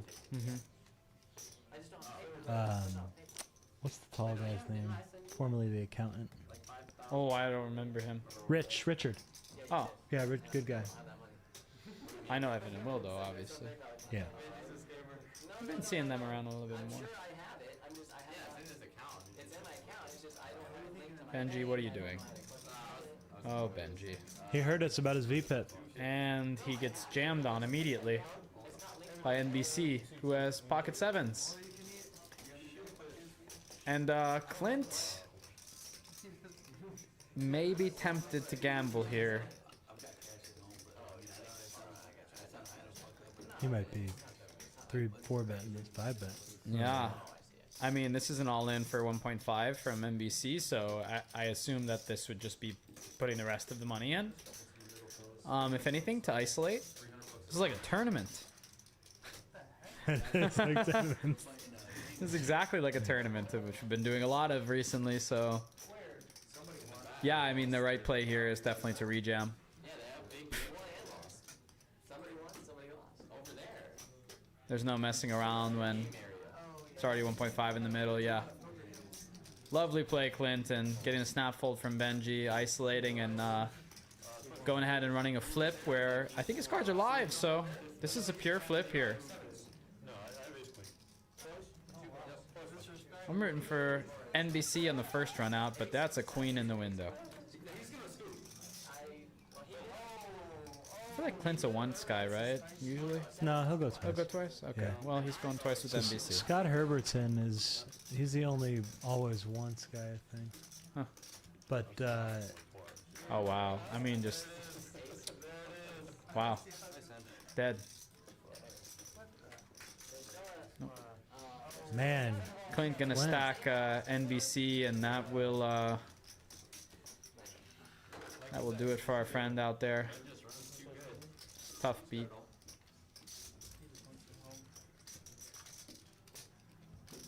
Hey, I managed to get scooped when I got in with 3 outs. Poyo's back on the table.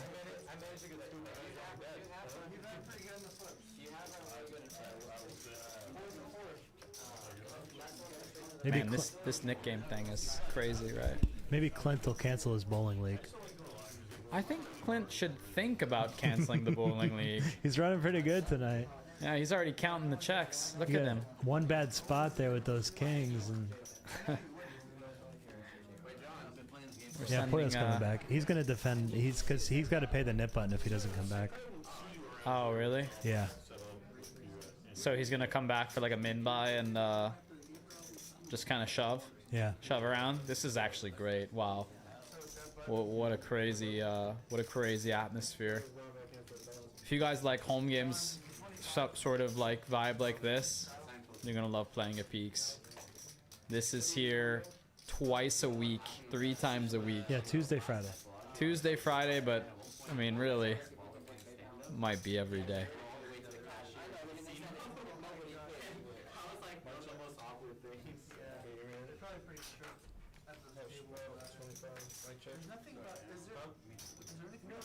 Poyo and Clint talking about something. Kids these days. Kids. Yeah, fuck those kids. Ace 3 hearts for Clint. Pretty standard open. Gets called. Looks like by 2 players. Boy and John H. John H with 4 deuce. Boy with 10-8. Obviously with the nip buttons in play. Although, I don't even know if John has a nip button. Makes it more important to defend some more hands. The boy flops the best of it. Gonna try to see if he can get the showdown with his pair. Pretty decent run out here for the boy. Who gets to relinquish his nip button? Nice. Really good result to get rid of that, right? Yeah. Now it's time to pick on, well, it's gonna be tough to pick on Poyo, right? But you can pick on Benji a little bit.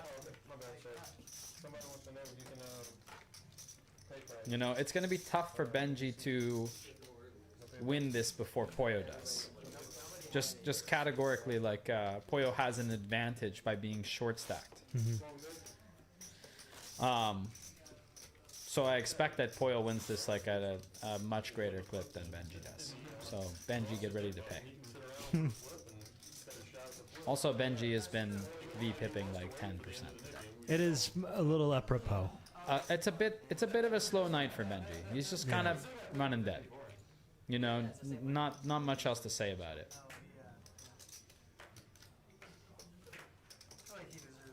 He won his first hand. It was an all-in. He got the job done. He's paid the bills. Now he can sit back and lock it down.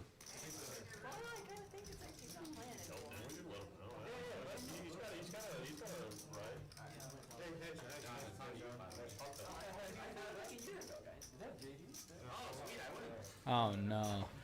Benji does get rid of the knit button before Poyo does, and Poyo's on the hook. They are gonna flip for it. Oh boy.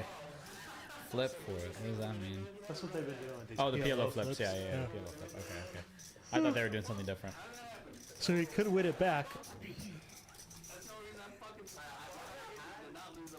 Yeah, and NBC is running back to the table. He's like, hey, yeah, I'm here to get my $50. Hey, you owe me that $50, buddy. That's pretty great. It could be what are we at? 350? Could be 300. He raced back for his PLO flip hand.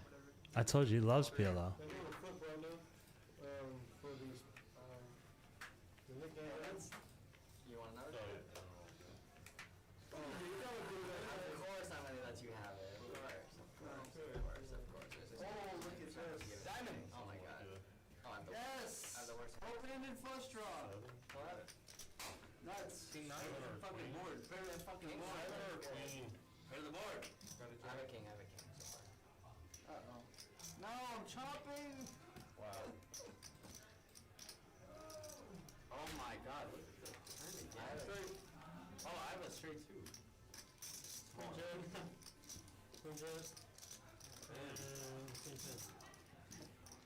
yeah. Yeah, you're good. I'm good. Alright. I mean, I can keep it. No, that's okay. Tyler, I hit it straight on the turn. Now, Did you lose? yeah. Oh, you got straight. You have a straight. Oh shit. That's why I wonder why it was paired. Oh shit. I thought you had a pair. Yeah, me too. Shit, thank you, Joe. I thought you had a pair. I didn't even do it. I thought I fucked up by hitting it, bro. You're good. You're great. Thank God. Even better. Alright.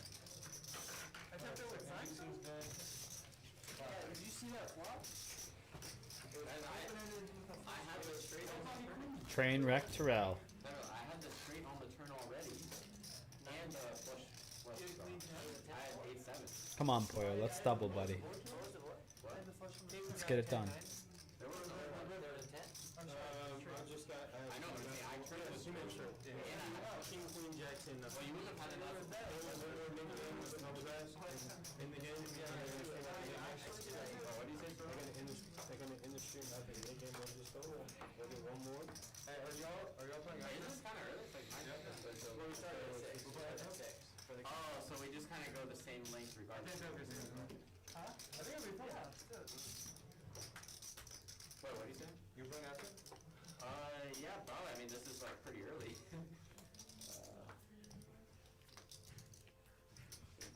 Or start off?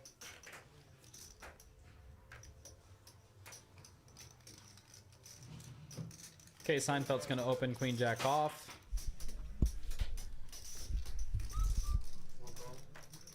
Poyo calling the 9-7 and Clint getting it in there with ace-4 of clubs. Dominating Poyo.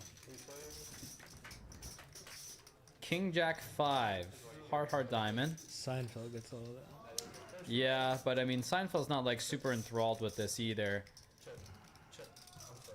And this turn doesn't really improve anything, but Poyo just Open releases, folds. yeah. Poyo's, There I you mean, go. yeah, having Clint a will tough take a night. stab. Yeah, Clint actually finding a great stab here with the gutter and 1 over. Seinfeld not going over anywhere anytime soon. A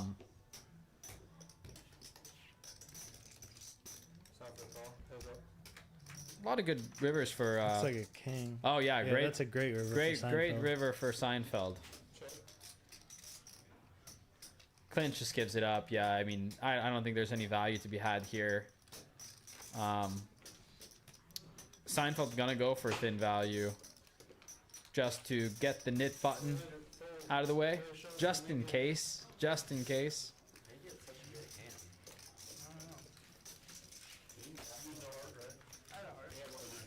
That Clint has a winner somehow.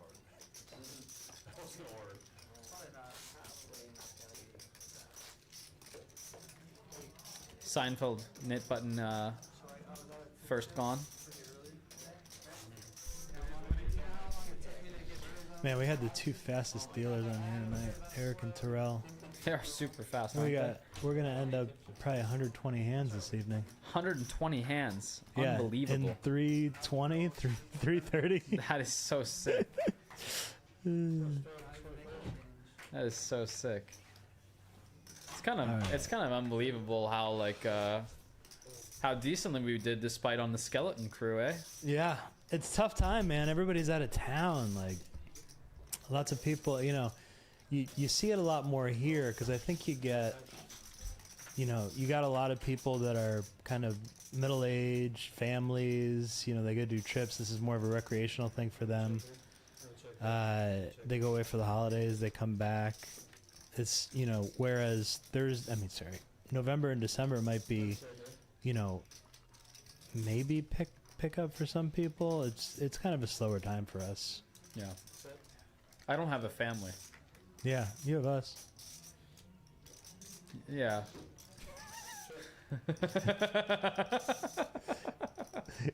That's the same reaction I get from my family. Ironic. Very ironic. I'm conditioned to that response. Yeah. Yeah, Babes is good, man. Yeah, it was so good, right? Yeah. It was actually like surprisingly good. Yeah, I just had some of that hickory chicken the other day. That was delicious. Oh man. My kids liked it too. They had the leftovers. Wow. I mean, big night for John. Big night for Seinfeld. Guess I owe you $100. Shoot. Unless we get a miracle comeback. I mean, it can all happen in a couple hands, right? Could happen. Yeah, I mean, the way the stacks are, it could happen in one. Yeah, well. I'm not going to get my hopes up.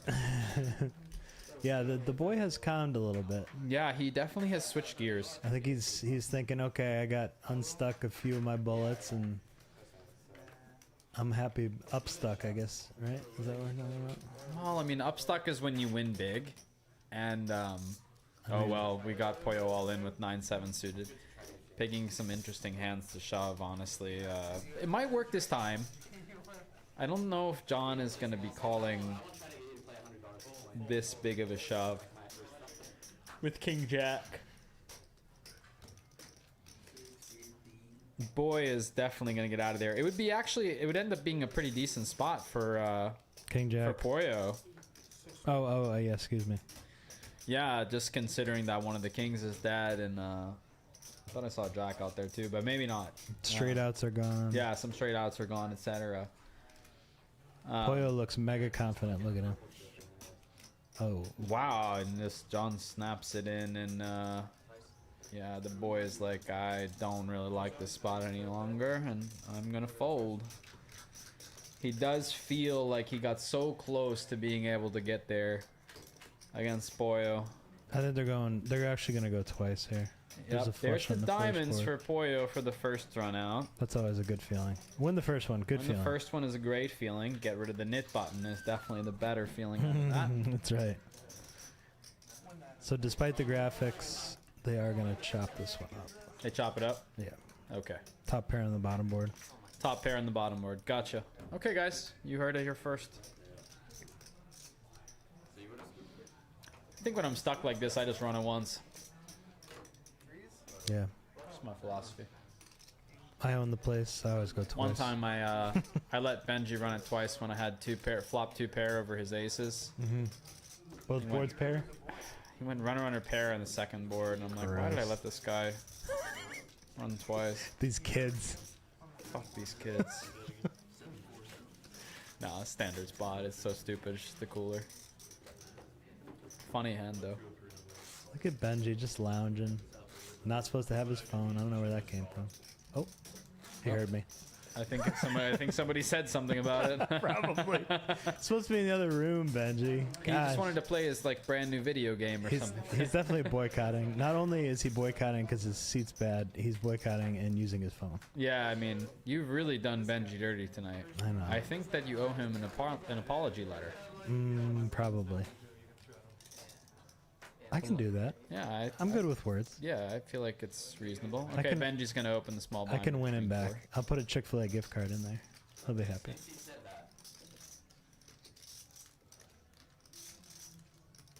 Might have to upgrade that to like Canes? Don't say Canes. maybe like a Lazio thing. The Bellagio Yeah, maybe. Cafe. I feel like Benji's got plenty of perks at Bellagio. Although if he only plays poker, they don't give a shit to poker players. Was it Grazia or whatever it's called? Forgot what their rewards program is. Oh yeah, It's Grazia or something like that. something. Yeah. Wow, Jin for Benj. Gets to get rid of the knit button. That's pretty sweet.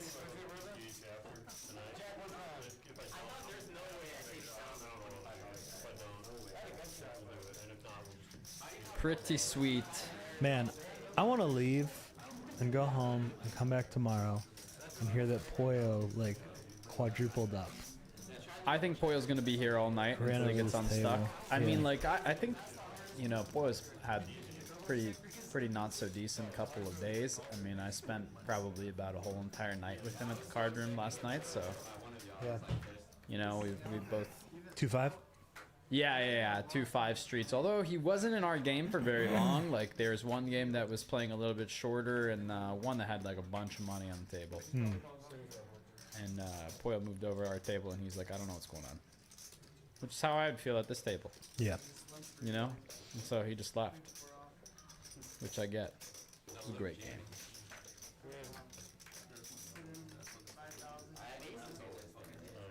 Everybody in here with all these garbage hands. Yeah, trash. Yeah, and Clint says, fuck these kids. That's the term of the night. So Yep. the one seat is famous for a funny saying. I don't know if you've heard it here yet. No, I haven't. So Justin, the gentleman that was here, Yeah. was on the stream a few weeks ago, and he was distracted by something. I can't remember. It might have been his wife calling. He wasn't quite, you know, he wasn't totally conscious of what was going on. And Okay. he was all in, and somebody said, do you want to run it once or twice? And he's like, huh, what? They're like, once or twice. And he's like, hang on. He's on the phone. He's like, hang on. He's like, I don't know, just play the game. So that's whenever we're running it once now, we say, just play the game. You want to go once or twice? Just play the game. Just play the game. It is for $2,000, sir. Yes. No, just play the game. I don't care. Just, it's fine. Don't worry about it. My wife's on the phone. Yeah. Wow. He's from California. He's got a super successful sign company, and he comes out here and he likes to hang out and has drinks and play at Peaks, and we love Sounds having him. great. He's a good guy. Yeah, he's a good guy. Good life. Happy wife, happy life. That's Jin for Poyo. Unfortunately, nothing. Well, I mean, the boy caught a piece of it. Can he get the boy to fold a pair? Nope. No one can get the boy to Not fold this bottom time. pair. Not this time. All right, this is Poyo's first double up here. Let's blow we this can't pot. even get yeah, let's John. blow this pot. Come on, Poyo. Poyo's just gonna rip it, right? Yeah. How much is it? He says. What have I done? I've priced myself in. I hate doing this. We've all made these mistakes.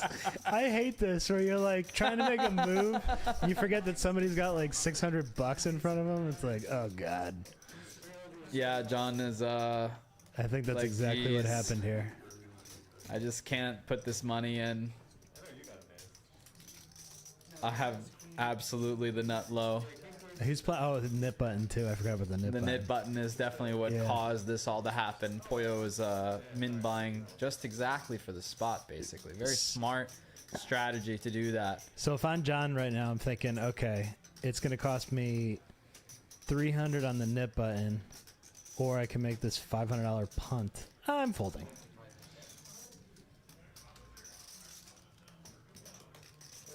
All right, Poyo, you win this one. Here we go.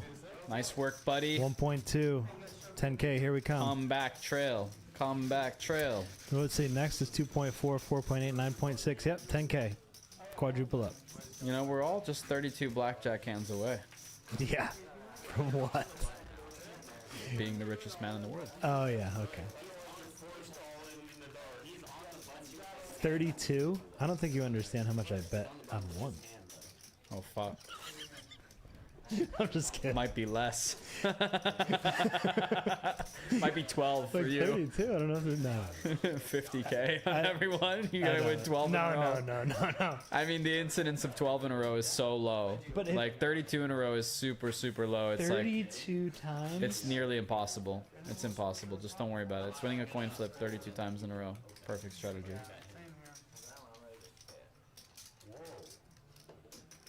You just can't do it. It's almost impossible. Yeah, I know. Back to the action. We got some hands here. Ace 7 of hearts, 7-6 suited connectors. Queen 10's not bad. Yeah, Queen 10 is yeah, not a bad looking hand in this whole entire thing in the straddle, and the boys in there with 8-3 off. He folded, I think. Oh, he folded. We just All right, needed- that's good. Oh, all there right, it all right, goes. all right, all Juicy. right. Queen 10, Queen 10. Of course, it's Clint. Clint is just he's out. He's sun running. He had tonight. folded. Running great. I mean, this is just. My bad. He folded pre-flop. Oh, he did. Oh, it's too bad. Oh man, he's doing the sit back too and the yawn. That Yeah. hurts. He doesn't usually play much past 11. Yeah, Poyo just open mucks and. That's gonna be it, I think. That's the end of the Nick game. Yeah, they're paying out.